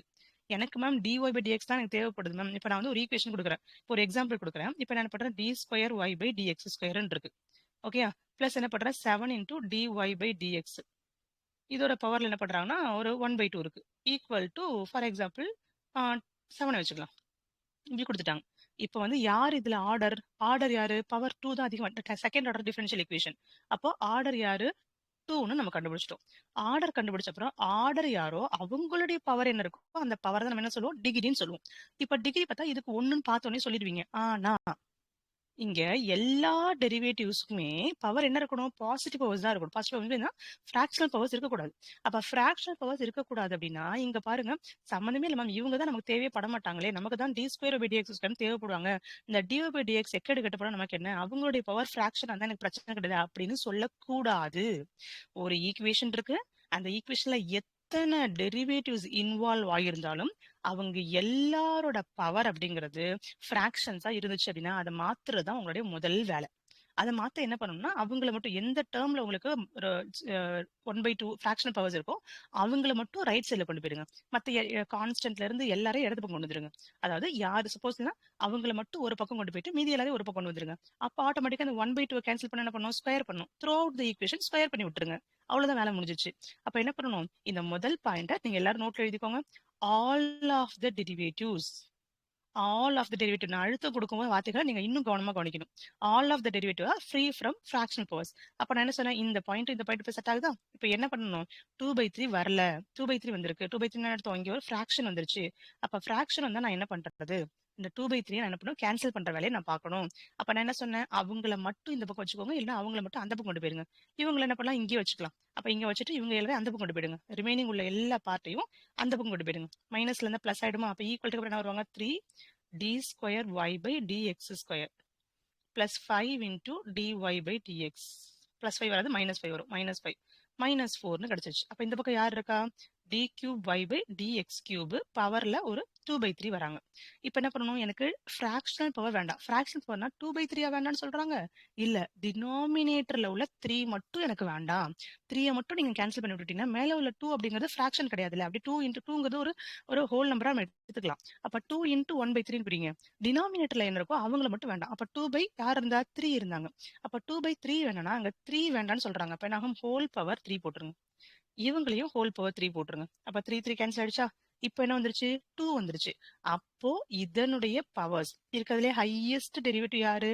டி கியூப் தான். அப்ப டி கியூபோட பவர்ல இப்ப யார் இருக்கா? 2 இருக்காங்க. அப்போ இதனுடைய டிகிரி யார் அப்படின்னா 2. அப்போ இந்த ஒரு விஷயத்த இப்ப நான் ஒரு பாயிண்ட் கத்துக்கிட்டதுமே ஒரு கொஸ்டின் கத்துக்கிட்டேன். ஓகேயா? இதே அடுத்து கேக்குறாங்க. செகண்ட் பாயிண்ட் ரொம்ப ரொம்ப முக்கியம். சோ இந்த இடத்துல நம்ம யூஸ் பண்ற நிறைய derivatives, highest order derivative should not be an argument of. ஆர்குமெண்ட்னா என்ன மேம்? எங்கிட்டோ நம்ம படிச்சு ஞாபகம் இருக்கே, காம்ப்ளெக்ஸ்ல ஆர்குமெண்ட்லாம் சொல்லி கொடுத்தீங்களே, அங்க போனா அங்கெல்லாம் அவ்வளவு தலைவலாம் நீங்க போக தேவையில்லை. கொஞ்சமா யோசிங்க. அதாவது என்ன? Functions of. அதாவது நான் ஒரு டிஒய்/டிஎக்ஸ் கண்டுபிடிக்கிறேன். அந்த டிஒய்/டிஎக்ஸ் என்ன பண்றாங்கன்னா, அதனுடைய கோஎஃபிஷியன்ட்டாவோ அத பின்னாடி சொல்லியிருப்பாங்க. the coefficient of any term coefficient of any term containing the highest order derivative should just be the functions of x and y. அதாவது நார்மலா எப்படி இருக்கணும்னா, ஒரு டிஒய்/டிஎக்ஸ் இருக்கு, டி2/டிஎக்ஸ் இருக்கு. அதனுடைய கோஎஃபிஷியன்ட் டேர்ம் இருக்கு இல்லையா? அந்த டேர்ம்ல என்ன இருக்கலாமா? எக்ஸ் இருக்கலாமா? நார்மலா ஒய் இருக்கலாமா? எக்ஸ்2 இருக்கலாமா? ஒரு நம்பர் கூட இருக்கலாம் போல இருக்கு. எது வேணாலும் இருக்கலாமா? ஆனா என்ன இருக்கக்கூடாதான்? But not transcendental trigonometric exponential logarithm. இதுதான் நான் லாகரிதம்ல யூஸ் பண்ணலாம் நான் இப்பதானே சொல்லி கொடுத்தேன். பட் இந்த வார்த்தைக்கு என்ன மீனிங்னா, திரும்ப நல்லா சொல்றது கவனிங்க. Coefficient of any terms containing the highest order derivative. இப்போ நான் highest order derivative நான் சொல்றேன். இப்போ y double dash இருக்கு, இல்ல y triple dash இருக்கு. y triple dash ஓட கோஎஃபிஷியன்ட் யாரெல்லாம் வரலாம்னு அவங்க சொல்றாங்கன்னா, இதுக்கு முன்னாடி நீங்க கோஎஃபிஷியன்ட் நீங்க x போட்டுக்கலாம். இல்லைன்னா ஃபார் எக்ஸாம்பிள் y கூட போட்டுக்கலாம். இல்லையா ஒரு நம்பர் ஏதாவது 7 ஒன்று போட்டுக்கலாம். இல்ல இதை ஸ்கொயர் பண்ணிக்கலாம், இதை கியூ பண்ணிக்கலாம். நீங்க என்ன கோஎஃபிஷியன்ட் வச்சுக்கோங்க, எனக்கு பிரச்சனை கிடையாது. ஆனா இந்த y டபுள் டேஷ் அப்படிங்கறதோட coefficient in case cos x sin x இல்லைன்னா log x இல்ல e power x இவங்கெல்லாம் கோஎஃபிஷியன்ட்டா வந்துட்டாங்க அப்படின்னா அந்த இடத்துல டிகிரி நாட் டிஃபைன்டுன்னு நீங்க எழுதணும். ஓகேவா? அப்ப என்ன ஆயிடுச்சு? இப்போ ஒரு எக்ஸாம்பிள் பார்த்தா இன்னும் ஈஸியா புரியும். பட் இந்த பேராகிராஃபா இருக்கு, நீங்க ஒரு தடவை நீங்க படிச்சுக்கலாம். சோ வந்து ஒரு பேராகிராஃப் மாதிரி தான் சொல்லுங்க, படிச்சு பார்த்துட்டு அதே தான் இருக்காது. அப்ப நான் சொன்னது அங்க இருக்கும். இப்ப பாருங்க ஒரு கொஸ்டின் இருக்காங்களா? இப்ப நீங்க கண்டுபிடிக்கணும். இப்ப நான் வந்து ஃபர்ஸ்ட் சொல்றேன். Example of calculating degree. Degree கண்டுபிடிக்க சொல்றாங்க. டிகிரி கண்டுபிடிக்க என்ன பண்ணணும்? இதுல என்னென்ன டெரிவேட்டிவ்ஸ் இருக்கு? dy/dx இருக்கு, d2y/dx இருக்கு. அப்ப செகண்ட் ஆர்டர் டிஃபரன்ஷியல் ஈக்குவேஷன். அப்ப இத யார் ஆர்டர்? ஆர்டர் அப்படிங்கிறவங்க 2. இப்ப நம்ம என்ன பண்ணோம்? அடுத்து டிகிரி. டிகிரினா யாரு? இவங்களுடைய பவர்ல யார் இருக்கான்னு பார்க்கணும். அப்ப இவங்களுடைய பவர்ல யார் இருக்கா? 1. அட் த சேம் டைம் அப்படியே அவசரப்பட்டு ஓடுறதுக்கு முன்னாடி என்ன பண்ணணும்? ஒரு தடவை செக் பண்ணிக்கணும். அங்க உள்ள எல்லா டெரிவேட்டிவ்க்கும் என்ன இருக்கணும்? ஃபிராக்ஷனல் பவர்ஸ் இருக்கான்னு பார்க்கணும். ஃபிராக்ஷனல் பவர்ஸ் இருந்துச்சு அப்படின்னா என்ன பண்ணணும்? அதை மாத்திக்கணும்ல. இங்க ஃபிராக்ஷனல் பவர்ஸ்லாம் இல்ல. dy/dx வேல்யூ 3 தான் இருக்கு. அப்ப எனக்கு கவலையே இல்ல, பவர் 1 போடலாம். அப்ப சிம்பிளா என்ன சொல்லிருக்காங்க? ஈக்குவேஷனுடைய ஆர்டர் வந்து order of differential equation is 2 and degree is 1. Okay, நம்ம வந்து இப்ப பார்த்து நம்ம கண்டுபிடிச்சது தான் ஆட்டோமேட்டிக்கா உங்களுக்கு வந்திருக்கு. இதே கொஸ்டின் பாருங்க, செகண்ட் கொஸ்டின் கொடுத்துருக்காங்க. ரூட் இருக்கு. ரூட் இருக்கா? அப்ப நான் என்ன சொல்லிருக்கேன்? முதல்ல ஃபிராக்ஷனல் பவர்ஸை தூக்கி போடுங்க. ஃபிராக்ஷனல் பவர்ஸ்னா எல்லாத்தையும் வச்சுட்டு நாங்க ஒரு 1/2 இருக்கா? அப்ப நாங்க முதல்ல என்ன இருக்கு? எது நெகட்டிவ் அதை மட்டும் வச்சுக்கோங்க. இந்த பக்கம் இடது பக்கம் இருக்கா? அதான் கரெக்டாவே பிரிஞ்சுதான் இருக்கு. லெஃப்ட் தனியா ரைட் தனியா பிரிஞ்சிருக்கு. So first of all order கண்டுபிடிச்சா ஆர்டர் இருக்கிறதுல யாரு ஹையஸ்ட் ஆர்டர்? பவர் 3. அப்ப ஆர்டர் யாரு? 3. இப்ப நம்ம டிகிரி கண்டுபிடிக்கணும், என்ன பண்ணணும்? அதனுடைய பவர்ஸ்லாம் ஃபிராக்ஷன் பவர் போட்டு ஃபிராக்ஷன் இருக்கு 1/2. 1/2 இது வந்து ரூட் அப்படின்னா 1/2 அர்த்தம். 1/2 நான் கேன்சல் பண்ண என்ன பண்ணும்? 2 ஆல மல்டிப்ளை பண்ணும். அப்ப 2 மல்டிப்ளை பண்ணும்போது இடது பக்கத்துல உள்ள ரூட் கேன்சல் ஆயிடுச்சு. ஆனா ரைட் சைடு பாத்தீங்கன்னா ஒய்ன்றது என்ன மாறிட்டாங்க? ஒய் ஸ்கொயரா மாறிட்டாங்க. இந்த டேர்மோட பவர்ல ஒரு 2 வந்துட்டு. இப்போ இதனுடைய பவர் 2. அப்ப என்ன சொல்லிடலாம்? டிகிரி இஸ் 2ன்னு சொல்லிடலாம். அப்ப ஆன்சர் போட்டிருக்காங்க பாருங்க. Order of differential equation is 3 and power is 2 வரதுனால நமக்கு 2 அப்படிங்கறதா அதனுடைய டிகிரி. இப்ப பாருங்க இந்த கொஸ்டின்ல கன்சிடர் த ஈக்குவேஷன். இதுதான் உங்களுடைய அழகான ஒரு டிஃப்ரெண்டான கொஸ்டின். எப்பவுமே ஈஸியான கொஸ்டின் அப்படியே ஃபோக்கஸ் பண்ணி சந்தோஷப்படக்கூடாது. கஷ்டமான கொஸ்டின் பார்க்கணும், சந்தோஷப்படணும். ஏன்னா இந்த கொஸ்டின் தான் நீங்க வந்து பிடிஎஸ் ஆகிறதுக்கு ஹெல்ப் பண்ண போற கொஸ்டின். அப்ப என்ன ஆகும்? இதை பாத்துங்க. Consider the equation. இதுல பாருங்க என்ன இருக்கு? dy/dx இருக்கு, d2y/dx2 இருக்கு. ஆனா என்ன வந்துட்டாங்க? சைன் ஆஃப் ஒன்னு கோஎஃபிஷியன்ட் அது வரலாம், இல்ல ஃபங்க்ஷன்ஸ் ஆஃப்னு எழுதுறோம்ல, எஃப் ஆஃப்குள்ள டெரிவேட்டிவ் இருக்கலாம். அப்ப எஃப் ஆஃப்னு பாருங்க, சைன் தீட்டான்னு போடுற இடத்துல போய் நம்ம dy/dx போட்டிருக்காங்க. அப்ப என்ன ஆகும்? சைன் எக்ஸ் பொறுத்த வரைக்கும் என்ன வரும்? மாறிட்டே வரும். சைன் எக்ஸ் அப்ப x2 மாறிட்டே போயிருக்கலாம். அப்ப என்ன ஹியர் த ஆர்டர் என்ன இருக்கு? ஆர்டரோட வேல்யூ 2 தான். ஆனா இங்க என்ன இருக்கு? சைனுக்குள்ள ஃபர்ஸ்ட் ஆர்டர் டெரிவேட்டிவ் இருக்கு. அப்ப என்ன ஆகும்? இது நம்ம ஒரு பாலினாமியல் ஈக்குவேஷன் ஆஃப் கேட்டகரியில கொண்டு வர முடியாது. டிரான்சென்டல் ஈக்குவேஷனுக்குள்ள போயிருவாங்க. அப்ப என்ன பண்ண முடியும்? It is not an polynomial form. அதனால நம்ம டிகிரி நாட் டிஃபைன்டு. அதே மாதிரி அடுத்த கொஸ்டினும் அப்படிதான் வருவாங்க. ஏன்னா இ பவர்ல பாருங்க d2y/dx2. நெக்ஸ்ட் கொஸ்டின் கவனிங்க. இ பவர்ல d2y/dx2. ஆட்டோமேட்டிக்கா என்ன this cannot be expressed as a polynomial equation d2/dx. அப்ப என்ன ஆட்டோமேட்டிக்கா இதுக்கு நம்ம என்ன டிஃபைன் பண்ண முடியாது? டிகிரி டிஃபைன் பண்ண முடியாது. அப்ப 4 ஆப்ஷன்ல டிகிரி நாட் டிஃபைன்டு இது வரைக்கும் இருந்துச்சு அப்படின்னா கவனிக்காம இருந்தா இனிமே இதை கவனிக்கணும். ஓகேவா? அதே மாதிரி உங்களுக்கு சில எக்ஸாம்பிள்ஸ் கொடுத்துருக்காங்க. இதெல்லாம் further the following examples do not have the degree இல்லாததுக்கான 2-3 எக்ஸாம்பிள் நான் கொடுத்துருக்கேன் அப்படின்னு சொல்லியிருக்காங்க. அந்த 3 எக்ஸாம்பிள்ஸை நீங்க எழுதிட்டா இனிமே உங்களுக்கு மறக்க வாய்ப்பு இல்லை. நோட்ல மேஜிக் புக்ல நீங்க எழுதிட்டீங்க, மேஜிக் புக்ல எழுதினாலே புரிஞ்சாதான் நீங்க எழுத போறீங்க. அப்போ அதே மாதிரி இந்த ஈக்குவேஷன் இப்ப பாருங்க y டபுள் டேஷ், இதுலயுமே y டேஷ் உள்ள இருக்காங்க. ஓகே, ஒய் டேஷ் உள்ள இருக்கிறதுனால இவங்களுக்கு வர மாட்டாங்க. அதே மாதிரி இங்க காஸ்க்குள்ள இருக்காங்க. அப்ப டிகிரி நாட் டிஃபைன். அப்ப என்ன ஆகும்? இதுல இருந்து நம்ம என்ன கன்க்ளூஷன்? என்னதான் படிச்சாலும் ஐயோ படிச்சேன்னு சொல்லிட்டு இருக்காம, இது வரைக்கும் நீங்க ஆர்டர் யாராவது வந்து கேக்குறாங்க, சொல்லி கொடுத்துருவீங்க. எத்தனை டெரிவேட்டிவ் இருக்கு, ஹையர் டெரிவேட்டிவ் என்ன இருக்கா சொல்லிடுங்க.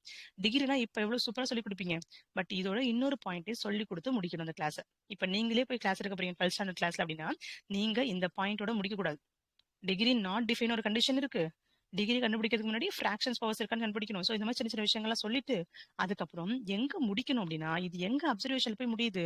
Observe that the degree of the differential equation is always a positive integer. இதுல வந்து முடிக்கணும். என்ன பண்ணணும்? Degree of the differential equation is always a positive இன்டீஜரா தான் இருக்கும். நெகட்டிவ் இன்டீஜரா வர்றதுக்கு வாய்ப்பு இல்லை. ஓகேவா? நெகட்டிவ் இன்டிஜர்னா பவர்ல மைனஸ் ஒன் வந்தாலுமே மைனஸ் ஒன் வந்து ஒன் பைன்னு அர்த்தம். அதை கிராஸ் மல்டிப்ளை பண்ணிக்கணும். அப்ப என்ன ஆகும்? பாசிட்டிவ் இன்டிஜர்னு சொல்லும் போது தான் இப்போ உங்களுக்கு நெகட்டிவ்க்கான எக்ஸாம்பிள் படிக்கணும்னு தோணுது. இப்போ நான் என்ன பண்றேன்? ஃபார் எக்ஸாம்பிள் உங்களுக்கு நான் டிஓ பை டிஎக்ஸ் டி ஸ்கொயர் பைனா இப்போ வந்து நான் இதை என்ன சொல்லலையா, is always a positive integer. Negative integer வரலாம்ல, ஜீரோ வரக்கூடாது. ஓகே, பாசிட்டிவ் இன்டிஜர்னா ஜீரோ வராது. பாசிட்டிவ்ல சேராது, நெகட்டிவ்ல சேராது, ஜீரோ. பாசிட்டிவ் இன்டிஜர்னா ஒன்ல இருந்து ஆரம்பிக்கணும்.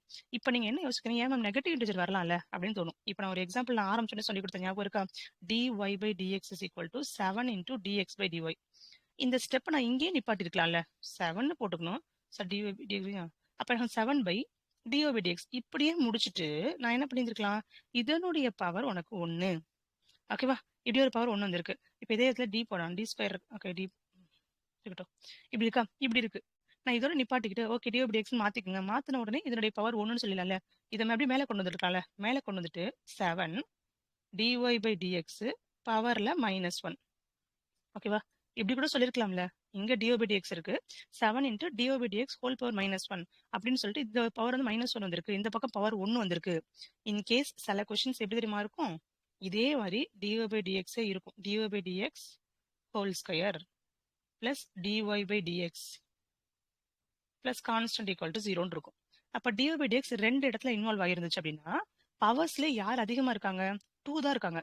அப்ப இதனுடைய ஆர்டர் அப்படிங்கிறவங்க 1, ஆனா டிகிரிங்கிறவங்க 2. ஏன்னா இங்க 2 இருக்காங்க, அங்க 1 இருக்காங்க. அப்ப என்ன ஆகும்? ரெண்டுத்துல யாரை கன்சிடர் பண்ணணும்? இருக்கிறதுல ஹையஸ்ட் நம்பர். அப்ப இந்த ஈக்குவேஷனை கன்சிடர் பண்ற அதே ரூலை நம்ம இதுக்கும் யூஸ் பண்ணலாம். ஏன்னா இங்கேயும் dy by dx தான் இருக்கு, இங்கேயும் dy by dx தான் இருக்கு. இதனுடைய பவர் 1 இருக்கு, இதனுடைய பவர் -1 இருக்கு. அப்ப ரெண்டு பேர்ல யாரு பெரியவங்க? 1ன்னு போட்டு கூட போடலாம். ஆனா அப்படி போடக்கூடாது. ஏன்னா இங்க நெகட்டிவ் பவர் வரக்கூடாது. அதனாலதான் என்ன சொன்னேன், இங்க உள்ளது கிராஸ் மல்டிப்ளை பண்ணி அங்க கொண்டு போயிருங்க. நெகட்டிவ் பவரும் வரக்கூடாது, பாசிட்டிவ் பவர்ஸ் மட்டும் தான் வரணும். அப்போ நெகட்டிவ் பவர் வருது, -2/3 சொல்லியிருக்காங்க. நீங்க 3 மட்டும் கேன்சல் பண்ற வேலையை பார்த்துட்டு இருந்தீங்கன்னா அந்த உள்ள மைனஸ் இருக்குல்லையா, அது உங்களை வேலையை கட்டி விட்டுரும். அப்ப என்ன அந்த இடத்துல நீங்க பை போட்டுடணும், 1 பைன்னு போட்டுட்டு அப்புறம் கிராஸ் மல்டிப்ளை பண்ணி தான் கொண்டு போகணும். அப்ப என்ன ஞாபகம் வச்சுக்கிட்டீங்க? இப்ப இருந்து இன்னொரு நீங்களே ஒரு கேர்லெஸ் மிஸ்டேக் பண்ணாம இருக்கிறதுக்கு ஒரு விஷயத்தை கத்துக்கிட்டீங்க. இங்க நீங்க ட்ரையாங்கிள் போட்டு நோட்ல எழுதிக்கோங்க. இது கேர்லெஸ் மிஸ்டேக் பண்ற ஒரு position. Always positive integer, negative integer வரக்கூடாது, ஃபிராக்ஷன் வரக்கூடாது, சைன் அண்ட் காஸ் வரக்கூடாது, கோஎஃபிஷியன்ட்டா. சரி, ஓகே. சோ உங்களுக்கு பிராக்டிஸ் பண்றதுக்கு இங்க ஒரு 5 ப்ராப்ளம் இருக்கு, வித் எக்ஸாம்பிளோட தான் இருக்கு. வித் எக்ஸாம்பிள் இருக்கு, வித் ஆன்சர் எக்ஸ்பிளனேஷன் இருக்கு, அதோட எக்ஸசைஸ் இருக்கு. இந்த இந்த 10 சமயம் நீங்க ஒர்க் அவுட் பண்ணிட்டீங்கன்னா வித் என்ன அலாரம் வச்சுக்கணும். எப்படி பண்ணணும்? இந்த கொஸ்டின் என்ன பண்ணணும்? உங்களோட போன்ல டைமர் ஆன் பண்ணிக்கணும். டைமர் ஆன் பண்ணிட்டு அப்படியே வச்சுட்டு என்ன பண்ணணும்? அந்த டைமர் ஆன் பண்ணதுக்கு அப்புறமா எந்த டைம்ல நீங்க எழுதுறீங்கன்னு உட்காந்துட்டு வரிசையா என்ன பண்ணுவோம், ஒவ்வொரு கொஸ்டின்ஸ்க்கு ஆன்சர் ஆர்டர் என்ன, டிகிரின்னு பார்த்து எழுதிட்டு கரெக்டா அந்த 5 மினிட்ஸ் எத்தனை கொஸ்டின் இருக்கு, 10 கொஸ்டின் இருக்கா, ஒரு கொஸ்டினுக்கு 1 நிமிஷம் எடுத்துக்க சொல்லியிருக்கேன். அப்ப 10 நிமிஷம் அலாரம் வைக்கணும். மேக்ஸிமம் 5ல இருந்து 6 நிமிஷத்துல நீங்க எல்லாரும் போட்டு முடிச்சிருவீங்க. போட்டு முடிச்சுட்டு நான் எதுல நாட் டிஃபைன் பார்த்துட்டு புக் பேக் ஆன்சர் செக் பண்ணி பார்த்தீங்கன்னா ஆட்டோமேட்டிக்கா உங்களுக்கு சாட்டிஸ்பாக்சன் கிடைக்கும். சரியா? ஓகே. சோ இப்போ நான் ஒரு எக்ஸசைஸ் முடிச்சாச்சு. அதாவது இங்க மொத்தமா 10.1ங்கிற எக்ஸசைஸ் நான் முடிச்சிட்டோம். ஓகேவா? இப்போ வந்து இந்த ஆர்டர் அண்ட் டிகிரி கான்செப்டை நான் வந்து இது வரைக்கும் நான் ஆர்டர் அண்ட் டிகிரி நான் படிச்சது வேற மாதிரி இருக்கு. பட் இப்போ என்னுடைய புரிதல் வித்தியாசப்பட்டிருக்குன்னு சொல்றவங்க தம்ஸ் அப் ஹார்ட் கொடுங்க. தம்ஸ் அப் இல்ல ஹார்ட் கொடுங்க. ஆமா, இதுக்கு முன்னாடி நான் படிச்சதுக்கும் இப்போ படிச்சதுக்கும் எனக்கு ஒரு வித்தியாசம் இருக்கு. நாளைக்கு நீங்க போய் உங்க 12th ஸ்டாண்டர்ட் கிளாஸ் சொல்லும்போது நாளைக்கு டீச் பண்ணுவீங்களா? கண்டிப்பா நீங்க டீச் பண்ணுவீங்க ஹாப்பியா. சரியா? ஓகே. எனக்கு என்னன்னா, நான் சொல்லிக் கொடுக்குற அறிவு உங்களோட மழுங்கிடக்கூடாது. இங்க நிறைய பேருக்கு நான் வந்து எதுக்காக ஃப்ரீ செஷன் எடுத்திருக்கேன், பெய்டு செஷன் கிளாஸஸ் இருந்தாலுமே நான் ஏன் உங்களுக்கு இவ்வளோ இம்பார்ட்டன்ஸ் கொடுக்குறேன்னா, ஓகே ஃப்ரீ ஆஃப் சோர்ஸ்ல கூட நான் கொடுக்குற நாலேஜ் இன்னொரு குழந்தைக்கு பேசுறேன். பணம் கொடுத்து படிக்க முடியாது, ஏதோ ஒரு குழந்தை கவர்மெண்ட் ஸ்கூல்ல இருக்க போது அந்த கவர்மெண்ட் ஸ்கூல் குழந்தைக்கு என்னோட நாலேஜ் போய் சேரணும்னா இங்க ஃபீஸ் கட்டி படிக்க முடியாத அளவுக்கு ஃப்ரீ ஸ்டூடெண்ட்ஸ் இருப்பாங்க, அவங்களுக்கு என்னோட நாலேஜ் கொடுக்கணுன்றதா உங்களுக்காக நான் ஏர்லி மார்னிங் வந்து எடுத்துட்டு இருக்கேன். ஓகே, அதனால நான் கொடுக்குற நாலேஜ் உங்களோட நின்றக்கூடாது. எப்போ நீங்க கல்வி அறிவை உங்களுக்குள்ள மட்டுமே அடக்கிட்டு இருக்கீங்களோ, அப்போ நாளைக்கு டிஎன்பிஎஸ்சி படிக்கிறான், யூஜிடிஆர் படிச்சுட்டு ஒரு பொண்ணு இருக்கா, இன்னொரு பொண்ணு இருக்கா, அவளுக்கு சொல்லிக் கொடுங்க போயிட்டு. அவங்களுக்கு சொல்லிக் கொடுங்க. பிஜிடிஆர் படிக்கிறாங்களா, அவங்களுக்கு இதெல்லாம் தெரியாது, பிஜிடிஆர் படிக்கணும்னு சொல்லுங்க. பிஜிடிஆர் படிப்பாங்க, அந்த பேசிக் கூட தெரியாம இருப்பாங்க. சரியா? ஓகே, ஸோ ஃபர்ஸ்ட் கண்ணன் முடிச்சிட்டோமா? தென் நெக்ஸ்ட் வீடியோ தெரியலையா? ஸ்கிரீனே தெரியாமல எவ்வளவு கிளாஸ் கவனிச்சுங்க? இப்பதானமா? இப்ப நீங்க போடுற தம்ஸ் அப் பாக்குறதுக்காக வந்தேன். இப்பதானே பாத்துட்டு சரிப்பா சரிப்பா. ஓகே, இப்போ நீங்களா போடுற தம்ஸ் அப் பாக்குறதுக்காக வந்தேன், வேற ஒண்ணும் கிடையாது. சரி, ஓகே, இப்போ நம்ம அடுத்து போலாமா? ஓகே, இப்போ 10.1 ஜஸ்ட் இப்போ எத்தனை பக்கம் முடிச்சிருக்கோம்? 5 பக்கம் தான் முடிச்சிருக்கோம். இன்னும் ஜஸ்ட் 32 பேஜஸ் இருக்கு. ஓகே, அடுத்தெல்லாம் ரொம்ப ஈஸியா இருக்கும். ஸோ அடுத்தது நான் சொல்றது கவனிச்சுங்க, பார்ஷியல் டிஃபரன்ஷியல் ஈக்குவேஷன். என்ன சொன்னேன்? பார்ஷியல் டிஃபரன்ஷியல் ஈக்குவேஷன் என்ன பண்ணுவாங்க? ஜஸ்ட் கவனமா கவனிக்கணும். ஏதாவது குழந்தை இருக்கு இல்லையா, குழந்தை எனக்கு உடம்பு சரியில்லாம இருந்தா என்ன மட்டுமே டேக் கேர் பண்ணிக்கமான்னு குழந்தை சொல்லும். இல்ல 2 குழந்தை இருந்தா என்ன பண்ணுவோம்? என்ன அண்ணனை பாக்குறா, தம்பி பார்க்க மாட்டேன், தம்பி பார்த்தா அண்ணனை பாக்குறேன்னு சொல்லும். தங்கச்சி இருந்தாலும் தங்கச்சி பார்க்கணும். இப்படி நான் ஒரு கம்பேரிசன் தான், மோர் தென் ஒன் வேரியபிள் அங்க இருக்கும். அப்போ இதுக்கு முன்னாடி நம்ம பார்த்ததுல டிபெண்டன்ட் வேரியபிள் இண்டிபெண்டன்ட் வேரியபிள் பிரிச்சுனா y equal to f of எக்ஸ்ன்னு இருந்துச்சு. அதுல எக்ஸ் ஒருத்தவங்க வந்து டிபெண்டன்ட் வேரியபிளா இருந்தாங்கன்னா இன்னொருத்தவங்க இண்டிபெண்டன்ட் வேரியபிளா இருப்பாங்க அப்படின்னு நான் சொன்னேன்.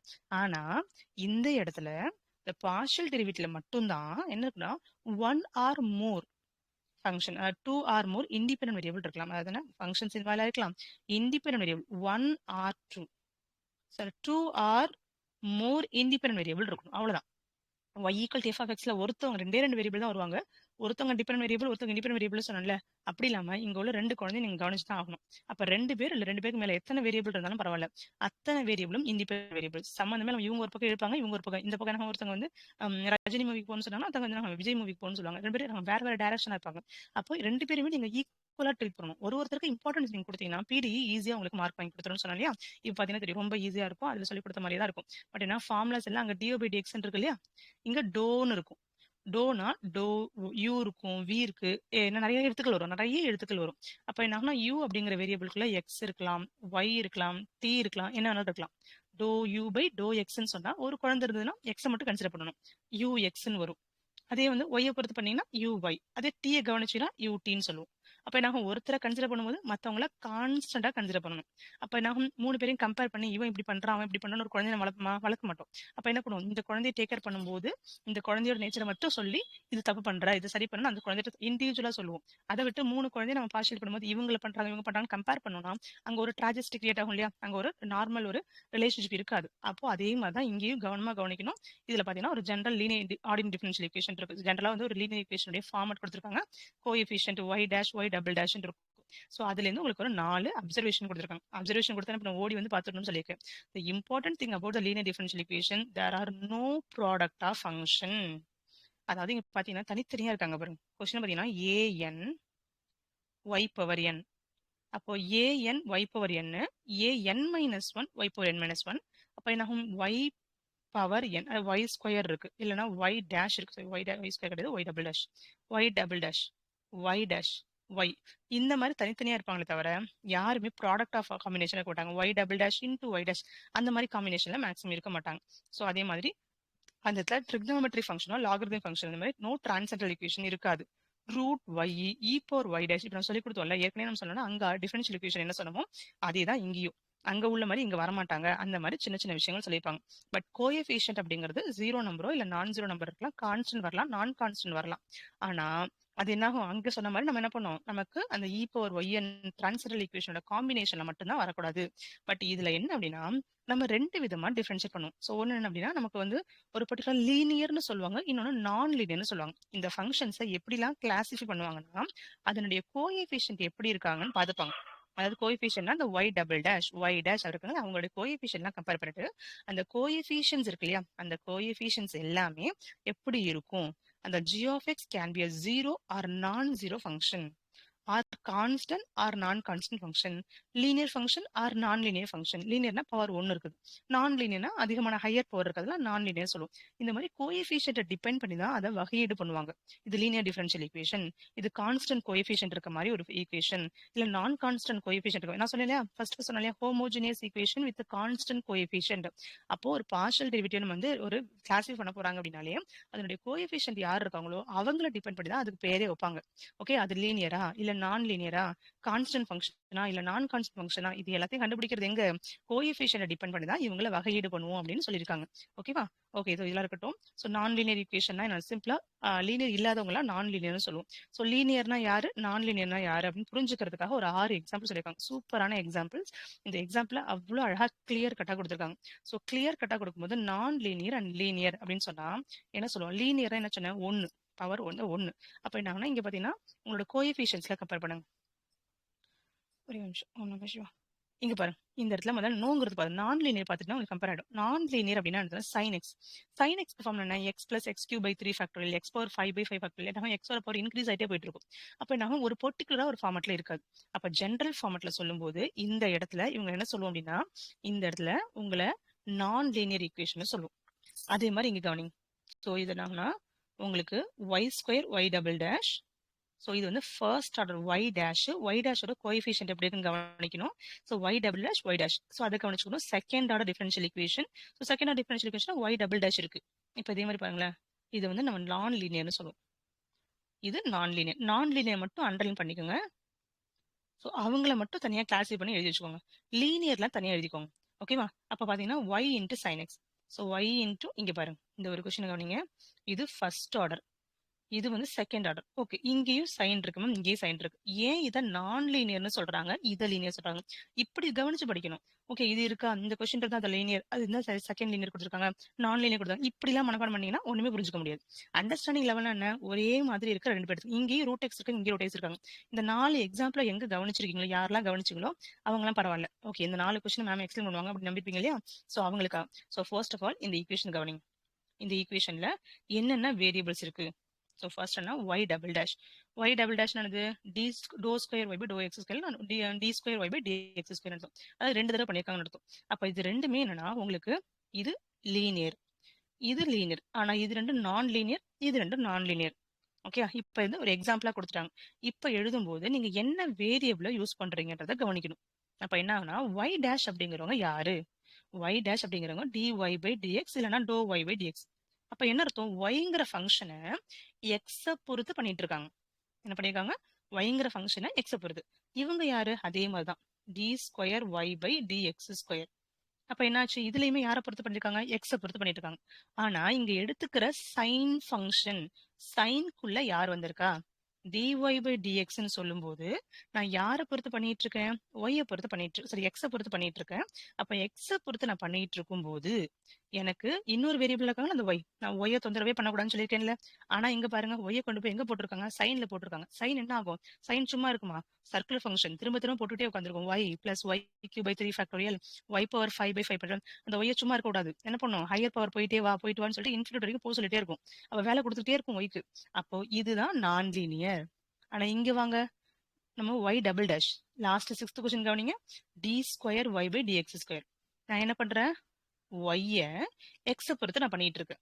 அப்ப நான் எக்ஸை பொறுத்து பண்ணும்போது ஒய்யை தொந்தரவு பண்ணக்கூடாது. எக்ஸ் நீங்க என்ன வேணா வச்சு செய்யலாம். ஓகே, அப்படி இருக்கும்போது என்ன பண்றீங்க? இங்க பாருங்க, எக்ஸ் எங்க போயிருக்காங்க? சைன் எக்ஸ் குள்ள. சைன் எக்ஸ் என்ன வேலை கொடுத்தாலும் நம்ம பிரச்சனை கிடையாது நமக்கு. அப்ப புரிஞ்சுதா? இந்த கொஸ்டினுக்கும் இந்த கொஸ்டினுக்கு வித்தியாசம் அதே தான் இங்க இருக்கும். அதே மாதிரிதான் இந்த கொஸ்டின். புரிஞ்சுதா? நான் லீனியர் அண்ட் லீனியர் புரிஞ்சுதா?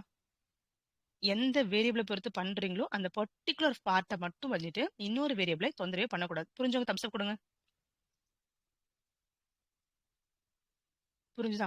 இந்த மாதிரி கம்பேர் பண்ணி படிங்க. என்ன ரீசன்னால இங்க என்னென்ன வேரியபிள் இன்வால்வ் ஆயிருக்கு, அவங்களுக்குள்ள என்ன நேச்சர்னால இந்த வார்த்தையை மாத்திருக்காங்க அப்படின்னு கவனிச்சு படிச்சிட்டீங்கன்னா, இதெல்லாம் நம்ம வந்து 12th ஸ்டாண்டர்ட் புக்ல இருக்கு. இதெல்லாம் நம்ம படிக்காம நம்ம எங்க வந்துட்டோம்? யூஜிடிஆர்பி நான் படிக்க போறேன், பிடிஎஸ் ஆக போறேன்னு வந்துட்டு இருக்கோம். பட் நம்ம என்ன சொல்லிருக்கேன்? முதல்ல 12th ஸ்டாண்டர்ட் புக்கை போய் உட்காந்து படிங்க. பழைய இரும்பு கடையில் எங்க கிடக்கும், இல்ல படிச்ச பசங்க இருப்பாங்க, அவங்ககிட்ட போய் வாங்கி 12th ஸ்டாண்டர்ட் புக் எடுத்து படிங்க. அவ்வளோ விஷயம் அதுக்குள்ள அள்ளி கிடக்கு உங்களுடைய. ஏன்னா 12th ஸ்டாண்டர்ட் புக்கை மட்டும் நீங்க A to Z படிச்சுட்டு யூஜிடிஆர்பிக்கு நீங்க போனீங்கன்னா தாராளமா நீங்க வேற எதுவும் படிக்காம 12th ஸ்டாண்டர்ட் மட்டும் படிச்சுட்டு தாராளமா 60+ மார்க் எடுத்துடலாம். அவ்வளவு கொஸ்டின்ஸ் அதுல இருந்தா பேசிக்கே அங்கதான் இருக்கு. பேசிக்கோட ட்ரிக்ஸே அங்கதான் இருக்கு. சரியா? ஓகே, அடுத்து ஹோமோஜினியஸ் நான் ஹோமோஜினியஸ். ரொம்ப ரொம்ப அழகான, எனக்கு ரொம்ப ரொம்ப ஃபேவரட்டான ஒரு விஷயம். So g of x equal to 0. G of x தான் என்னன்னா, இங்க நம்ம சொன்னோம் இல்லையா லீனியர் ஈக்குவேஷன். அதாவது லீனியர் ஈக்குவேஷன்ல எப்படி சொல்லிருப்போம்னா இப்படி சொல்லிருப்போம். ஒய் டபுள் டேஷ், ஒய் டேஷ்லாம் கோஎஃபிஷியன்ட் இருக்கும். ஒய் என் டேஷ் டெரிவேட்டிவ்லாம் இருக்கும். ஈக்குவல்ட்டுக்கு அப்புறம் ஜி ஆஃப் எக்ஸ்னு கொடுத்துருப்பாங்க. இப்போ நீங்க ஏற்கனவே படிச்சிட்டா ஸ்கூல்ல படிச்சிருப்பீங்க. D square plus 3d square 3d plus 7 into y equal to 0ன்னு முடிகிற கொஸ்டினும் பார்த்துருப்பீங்க. 0 முடியாம e power x sine x அதெல்லாம் இருக்கிறதும் பார்த்துருப்பீங்க. அப்ப ஈக்குவல்ட்டுக்கு அப்புறம் 0 வர்றதுக்கும் வாய்ப்பு இருக்கு, ஏதோ ஒரு ஃபங்க்ஷன் வர்றதுக்கு வாய்ப்பு இருக்கு. ஜென்ரலா சொல்லணும் அப்படின்னா, சாதாரணமா சொல்லணும்னா ஈக்குவல்ட்டுக்கு அப்புறம் ஒரு ஜி ஆஃப் எக்ஸ் இருக்கும். அந்த ஜி ஆஃப் எக்ஸ் ஒரு கான்ஸ்டன்ட் நம்பரா இருக்கலாம், இல்ல 0 பாலினாமியலா இருக்கலாம், இல்ல சம்வேர் எனி அதர் ஃபங்க்ஷனா இருக்கலாம். ஜி ஆஃப் எக்ஸ்ங்கிறது யாரு? ஒண்ணு கிடையாது. ஜி ஆஃப் எக்ஸ் அப்படிங்கிறது any function of independent variable x. X வர மாதிரி இருக்கணும், இன்க்ளூடிங் 0 ஃபங்க்ஷனையும் எடுத்துக்கலாம் அப்படின்னு சொல்லிட்டாங்க. அப்ப 0வும் வரலாம், 0 இல்லாம வேற ஏதாவது ஒரு ஃபங்க்ஷனும் எடுத்துக்கலாம். எக்ஸ்ங்கிற வேரியபிள் இன்வால்வ் ஆகிற மாதிரி எந்த ஒரு ஃபங்க்ஷனாலும் நீங்க எடுத்துக்கலாம்னு சொல்லிட்டாங்க. இப்போ நார்மல் என்ன சொல்லிட்டேன், இது ஜெனரல் லீனியர் டிஃபரன்ஷியல் ஈக்குவேஷன். இப்போ ஹோமோஜினியஸ் ஈக்குவேஷன் கேக்குறாங்க. ஹோமோஜினியஸ் ஈக்குவேஷன்னா யாருன்னா, அந்த ரைட் சைடுல இருந்தாங்களா ஜி ஆஃப் எக்ஸ், அது ஈக்குவல் டு 0 வந்துச்சுன்னா ஹோமோஜினியஸ் ஈக்குவேஷன். 0 வராம e power x sine x cos எக்ஸ்லாம் வந்துச்சு அப்படின்னா அது நான் ஹோமோஜினியஸ்னு சொல்லுவோம். ஓகே, அப்ப இது வரைக்கும் ஹோமோஜினியஸ் ஞாபகம். இப்போ ஹோமோஜினியஸ் சொன்ன உடனே எப்படி நம்ம ஸ்கூல்ல வந்து சிங்குலர் மேட்ரிக்ஸ் நான் சிங்குலர் மேட்ரிக்ஸ் சொன்னோன்னே இப்போ வரைக்கும் என்ன சொல்றீங்க, மாடுலஸ் ஆஃப் ஏ கண்டுபிடிச்சிங்களா? 0 வந்தா சிங்குலர், நான் 0 வந்தா நான் சிங்குலர்னு சொல்றீங்கல்ல. தூக்கத்துல எழுப்பி கேட்டாலும் சொல்றீங்களா, ஒரு மேட்ரிக்ஸ்க்கு வந்து மாடுலஸ் ஆஃப் ஏ கண்டுபிடிக்கும் 0 வந்தா சிங்குலர் மேட்ரிக்ஸ்னு. அதே மாதிரி ஹோமோஜினியஸே ரெஜிஸ்டர் பண்ணணும். நம்ம என்ன பண்ணுவோம், மேட்ரிக்ஸ் லெசனுக்கோ இல்ல குட்டி குட்டி லெசன்ஸ்க்கோ இம்பார்ட்டன்ட் கொடுக்குற இந்த டிஃபரன்ஷியல் ஈக்குவேஷன் சொன்னோன்னே பயந்துருது. ஏன்னா வந்து நம்ம பிரைமரியா நம்ம 11th 12thலயோ இல்ல பிரைமரி ஸ்கூல்ல பண்ணும்போது ஸ்கூல் லெவல்ல பண்ணும்போது நமக்கு பேசிக் நாலேஜ் சொல்லி தரல. 11th 12thல மார்க் ஸ்கோர் பண்றதுக்கு நீங்க எல்லாருமே இப்போ 30+ ஏஜ்ல இருக்கீங்கன்னா, நீங்க எல்லாரும் ஒரு 15 வருஷத்துக்கு முன்னாடி படிக்கும்போது என்ன இருக்கும், உங்களுக்கு 11th 12thல என்ன டிஃபரன்ஷியல் ஈக்குவேஷன் லெசன் விட்டுருவாங்க. சில கிளாஸ் சில ஸ்கூல்ல சொல்லியே கொடுத்துக்க மாட்டாங்க. அப்படி இருக்கும்போது நமக்கு அங்க பேசிக் இல்லாதனால நமக்கு ஒரு பயம். அப்படி ஒன்றும் பயம் கிடையாது, நம்ம படிக்காம விட்டுட்டு வந்துட்டோம். இப்போ போய் படிக்க போறோம், ஒன்றும் போயிடு வெக்கப்பட தேவையில்லை. ஓகே, படிக்கிற விஷயத்துல மட்டும் ஒரு புத்தகத்துக்கிட்ட நீங்க மன்னிப்பு கேட்கலாம், எப்போ வேணும் மன்னிப்பு கேட்கலாம். 12th ஸ்டாண்டர்ட் புக் எடுத்து வச்சுட்டு ஐயோ இது கத்துக்காம வந்துட்டேன்னு சொல்லி 12th ஸ்டாண்டர்ட்ல 12th படிச்சதா நான் இன்னும் 180 எடுத்ததுல 190 எடுத்திருப்பேனே, ஏதோ ஒன்று இருக்கணும். ஓகேவா, ஒரு 10 மார்க் எக்ஸ்ட்ரா வாங்கியிருப்பேன், நான் படிக்க மறந்துட்டேன்னு வந்துட்டு மன்னிப்பு கேட்டு நீங்க அந்த புக்கை படிக்கலாம் எடுத்து. எப்பவுமே என்ன சொல்லியிருக்கேன், ஒரு புத்தகத்தோட நீங்க புத்தகத்துக்குள்ள 1000 குருமார்கள் இருக்கு. இன்னைக்கு நான் உங்களுக்கு பெரிய விஷயம் தெரியலாம், நான் இன்னைக்கு இந்த இடத்துல வந்திருக்கேன் அப்படின்னா எனக்கு 11th 12th எடுத்த டீச்சர்ஸ் ஒரு லைன் விடாம 11th நடத்த மாட்டாங்க. அப்பெல்லாம் 11th எடுத்த மேடம் 12th மட்டும் தான் நடத்திட்டு இருப்பாங்க இல்லையா. 12th மட்டும் focus 11th 12th standard syllabus ஆரம்பிச்சிருவாங்க. பட் நான் எனக்கு கிடையாது, எனக்கு எடுத்த faculty 11th standard page number 1ல இருந்து அந்த புக்கோட 2 வேல்யூமோட கடைசி சம் வரைக்கும் எக்ஸாம்பிள் எக்ஸசைஸ் எல்லாத்தையும் போர்டு முழுக்க எழுதி வச்சு போயிருவாங்க. அவ்வளவு ஒரு சம் கூட அவங்க எங்களுக்கு ஹோம்ஒர்க் கொடுத்தது கிடையாது. அவங்க 11th 12thல அவங்க டீச் பண்ணது எனக்கு இன்னமும் ஞாபகம் இருக்குது. அவ்வளவு பெரிய போர்டு, 2 போர்டு ஃபுல்லாவே அதே கொஸ்டின் நம்பர் 1 ஆரம்பிச்சாங்கன்னா எக்ஸாம்பிள்ஸ் எல்லாம் முடிச்சுட்டு எக்ஸசைஸ் எல்லாம் முடிச்சுட்டு தான் போவாங்க. கிளாஸ் விட்டு வெளில போகும்போது ஒரு எக்ஸசைஸ் முடிக்காம வெளில போக மாட்டாங்க. ஆனா அவங்க பேசிக்கிட்டே இருப்பாங்க போர்டு கூட. பட் அதை நான் கவனிச்சதுனால நான் இன்னைக்கு உங்களுக்கு நான் சொல்லி கொடுக்க மாதிரி இருக்கேன். இதெல்லாம் நான் வந்து நான் 12thலயே படிச்சுட்டேன். இன்னைக்கு நான் உங்களே அங்க போய் படிங்கன்னு சொல்றேன்னா, அங்க நான் அவ்வளவு அழகா கவனிச்சதுனால இன்னைக்கு 4 பேருக்கு தெளிவா சொல்லி கொடுக்குற இடத்துக்கு நான் வந்திருக்கேன்.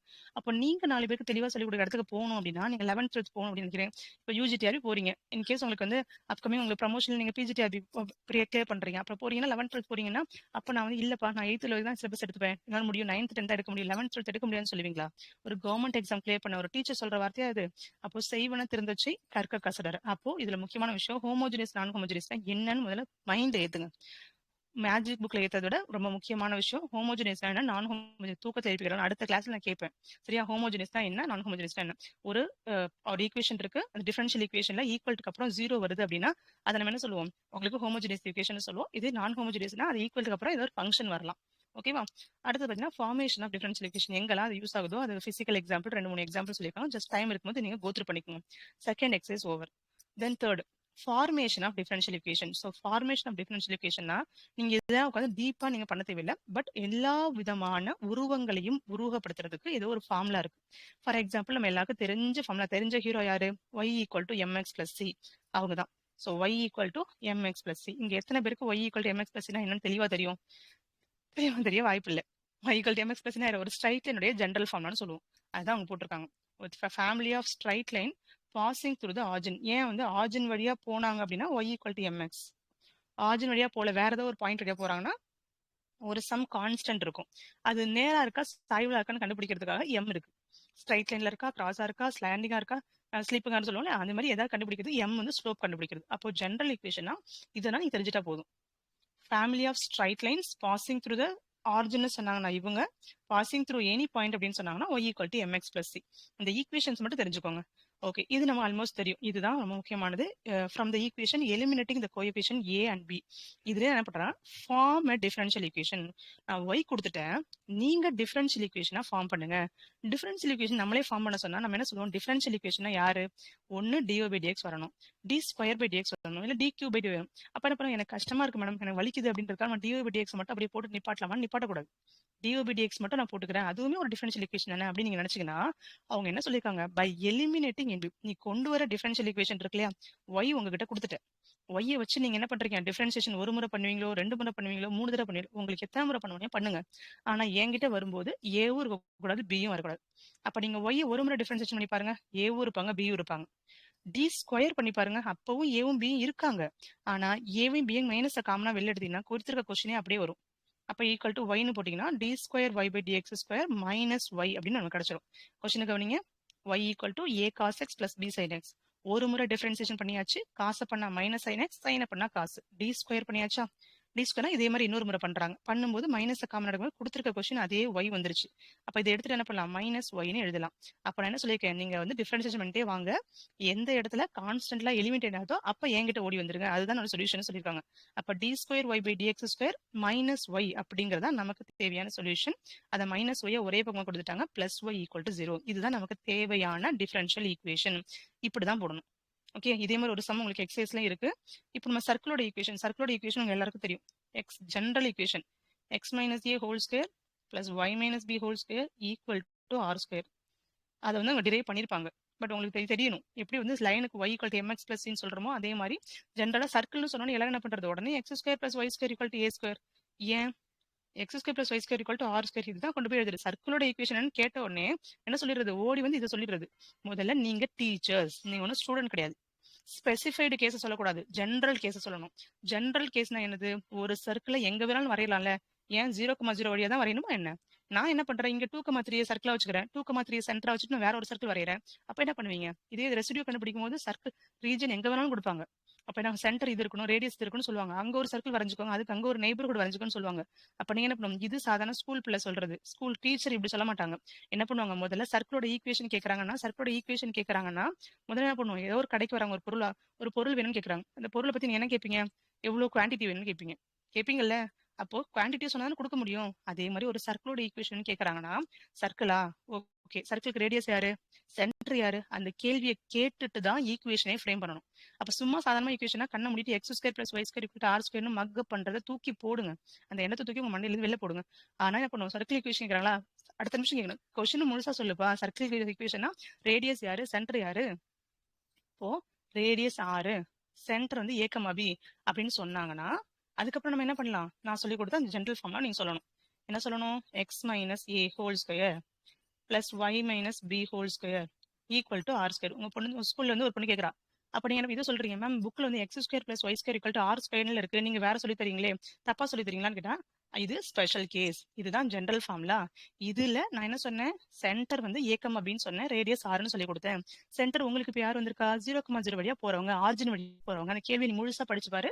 The center of the equation of the circle passing through the origin 0,0ன்னு சொல்லியிருப்பாங்க. அப்ப ஏ,பி யாரு, 0,0. அதனால ஏ,பில 0,0 அப்ளை பண்ணும்போது இந்த ஃபார்முலா கிடைச்சிருக்கு அப்படின்னு உங்க குழந்தைக்கு நீங்க சொல்லி தரணும். ஓகேவா, சும்மா குழந்தைங்களா இப்படி மனப்பாடம் பண்ணி அனுப்பி விடாதீங்க. அந்த பிள்ளைங்க காலேஜ் வரும்போது எங்களை போட்டு படுத்துதுங்க, ஒண்ணுமே தெரியாம வருதுங்க பிள்ளைங்க. உங்க கையில இருந்தா அந்த பிள்ளைங்க கைக்கு நாலேஜ் போகுது. தயவு செஞ்சு தெளிவா சொல்லி கொடுங்க, சரியா? ஓகே, அடுத்த ஜென்ரேஷன் பிள்ளைங்களாவது வந்து கொஞ்சம் குவாலிட்டியா அனுப்புங்க, ரொம்ப சிரமப்படுறாங்க காலேஜ்ல வச்சுட்டு. எனிவேஸ், ஓகே, இது வந்து உங்களுக்கும் தெரியாம இருந்திருக்கலாம் மேபி. ஏன்னா நம்ம சொல்லுவாங்க இல்லையா, அம்மாவுக்கு தமிழ் தெரியும் அதனால எனக்கும் தமிழ் தெரியும், அம்மாவுக்கு வந்து லாங்குவேஜ் தெலுங்கு தெரிஞ்சா எனக்கும் தமிழ் தெரியும், தெலுங்கு தெரியும். என்ன தெரியுதோ அதான் அடுத்த ஜென்ரேஷன் சொல்லி தருவாங்க. எனக்கு என்ன தெரியுதோ அடுத்த ஜென்ரேஷன் சொல்லி தருவேன். அதே மாதிரி தான் டீச்சரும், டீச்சருக்கு என்ன லாங்குவேஜ் தெரியுமோ, டீச்சருக்கு என்ன சப்ஜெக்ட் தெரியுமோ, எப்படி தெளிவா தெரியுமோ அதுதான் அடுத்த குழந்தைக்கு சொல்லி தருவீங்க. நீங்களே தெளிவா இல்லாம இருந்தீங்கன்னா உங்களோட நாலேஜ் குழந்தைக்கே போகும், அந்த குழந்தை அதே வேக்கட தான் கத்துட்டு வரும். அப்ப நீங்க தெளிவா இருந்தீங்கன்னா அடுத்த குழந்தைக்கு அடுத்த நல்ல நாலேஜ் கொடுத்துட்டே வருவீங்க, சரியா? ஓகே, ஆல்மோஸ்ட் அதுக்கான equation of parabola y square equal to 4ax. பாரபுலான்னு சொன்ன உடனே அப்படியே நின்றக்கூடாது. இதை மட்டும் இதுலயே ஏதாவது ட்விஸ்ட் இருக்கானா சொல்லுவேன். 4 ஈக்குவேஷன் இருக்கா, இந்த மாதிரி ஷேப் வந்தா, இந்த மாதிரி ஷேப் வந்தா, இந்த மாதிரி ஷேப் வந்தானே. y square equal to 4ax, இவங்க யாரு, y square equal to 4ax. நடுவுல எந்த ஆக்சிஸ் போகுது, எக்ஸ் ஆக்சிஸ் போகுது, அதன பவர் 1 வரணும். இதுல யார் போறாங்கன்னா y ஆக்சிஸ் போவாங்க, நடுவுல யார் இருக்காங்களோ அந்த ஈக்குவேஷன் வந்து பவர் 1 போடணும். அப்ப என்ன ஆகும், இதை X square equal to 4ay எழுதுவோம். அப்ப இங்கேயும் எக்ஸ் ஆக்சிஸ் தினமும் போகுது அப்படின்னா இடது பக்கத்துல இருக்கிறதுனால அப்படியே y square equal to minus 4ax வரும். எக்ஸ் ஸ்கொயர் ஈக்குவல் டு -5 அப்படியே கொடுத்தோடனே அதை மட்டும் மெமரி பண்ணக்கூடாது. ஓகேவா, இதுதான் உங்களுடைய ஈக்குவேஷன் ஆஃப் பாரபுலா. ஃபேமிலி ஆஃப் பாரபுலான்னு சொல்றாங்க அப்படின்னா y square equal to 4ax மட்டும் கிடையாது. 4 விதமான பேரபிளா இருக்காங்க. அவங்க அப்வர்ட்ஸ் எங்க இருக்காங்க? அப்வர்ட்ஸா இருக்காங்களா? டவுன்வர்ட்ஸ் இருக்காங்களா? லெஃப்ட் சைடு ஓப்பன்ல இருக்காங்களா? ரைட் சைடு ஓப்பன்ல இருக்காங்களா? அந்த 4த்துக்குமான ஈக்குவேஷன் யார் யாரு? அதை எப்படி கண்டுபிடிச்சாங்க? இப்போ y ஸ்கொயர் ஈக்குவல் டு 4axன்னு சொல்றது நான் என்ன சொல்லியிருக்கேன்? பவர் நடுவுல அந்த அந்த லைன்ல நடுவுல எங்க போறாங்கன்னு பாருங்க. நடுவுல போறாங்க அப்படின்னா ஜஸ்ட் எழுதணும். இதுக்கே ஜெனரலைசேஷன் ஃபார்முலா இருக்கு. ஜெனரலைசேஷன் ஃபார்முலானா ஏன் கரெக்டா 0,0 வழியா தான் போகணுமா என்ன? கண்டிப்பா கிடையாது. கொஞ்சம் தள்ளிக்குங்க. தள்ளிட்டு 1,2 வழியா கூட அந்த இது போடலாம். அப்ப என்ன பண்ணும்? இதுக்கு ஒரு ஜெனரலைசேஷன் ஃபார்முலா இருக்கு. அது என்ன formula? y minus K whole square equal to 4a into X minus H whole square. எந்த புள்ளியில ஆரம்பிக்குது அந்த கர்வ்னு பாருங்க. இந்த 1,1ல போச்சுன்னா கேக்கு பதிலாகவும் ஹெச்சுக்கு பதிலாகவும் 1,1 போட்டுக்குங்க.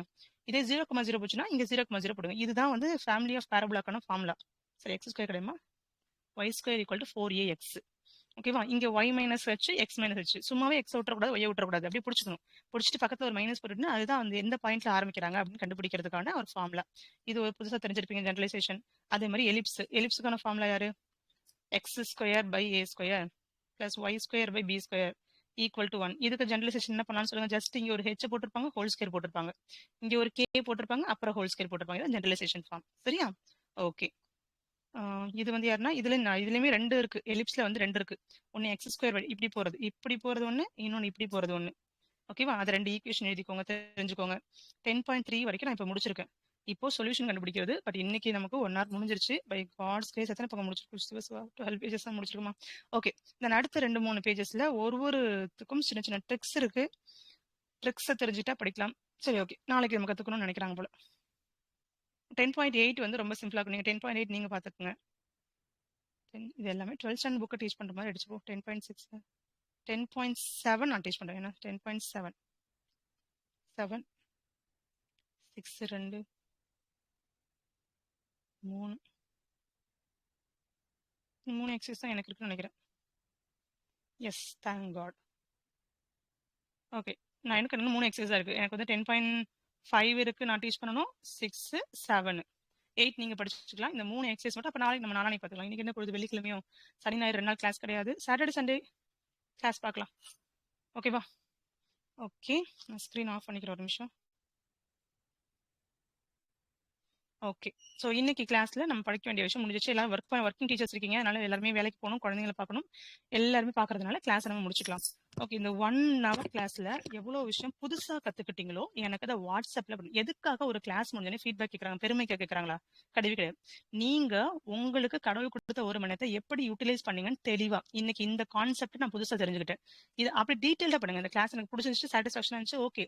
ஆஸ் அ டீச்சரா உங்களை நான் உருவாக்குறதுக்கு தான் வேலை பார்த்திருக்கேனே தவிர ஒரு எக்ஸாம்ல பிடிஎஸ் இந்த எக்ஸாம்ல கிளியர் பண்ண போற ஆஸ்பிரண்ட் உருவாக்கல. நான் ஒரு பெஸ்ட் டீச்சர், ஒரு கவர்மெண்ட் ஸ்கூல் டீச்சரை உருவாக்கியிருக்கேன். கண்டிப்பா அந்த ஃபீல் வந்திருக்கு. எத்தனை பேருக்கு வந்துருச்சு? நான் கண்டிப்பா கவர்மெண்ட் ஸ்கூல் டீச்சர் ஆன மாதிரி ஃபீல் வந்தது அப்படி எத்தனை பேர் நினைச்சீங்க? எஸ், இந்த ஃபீலுக்காக தான்.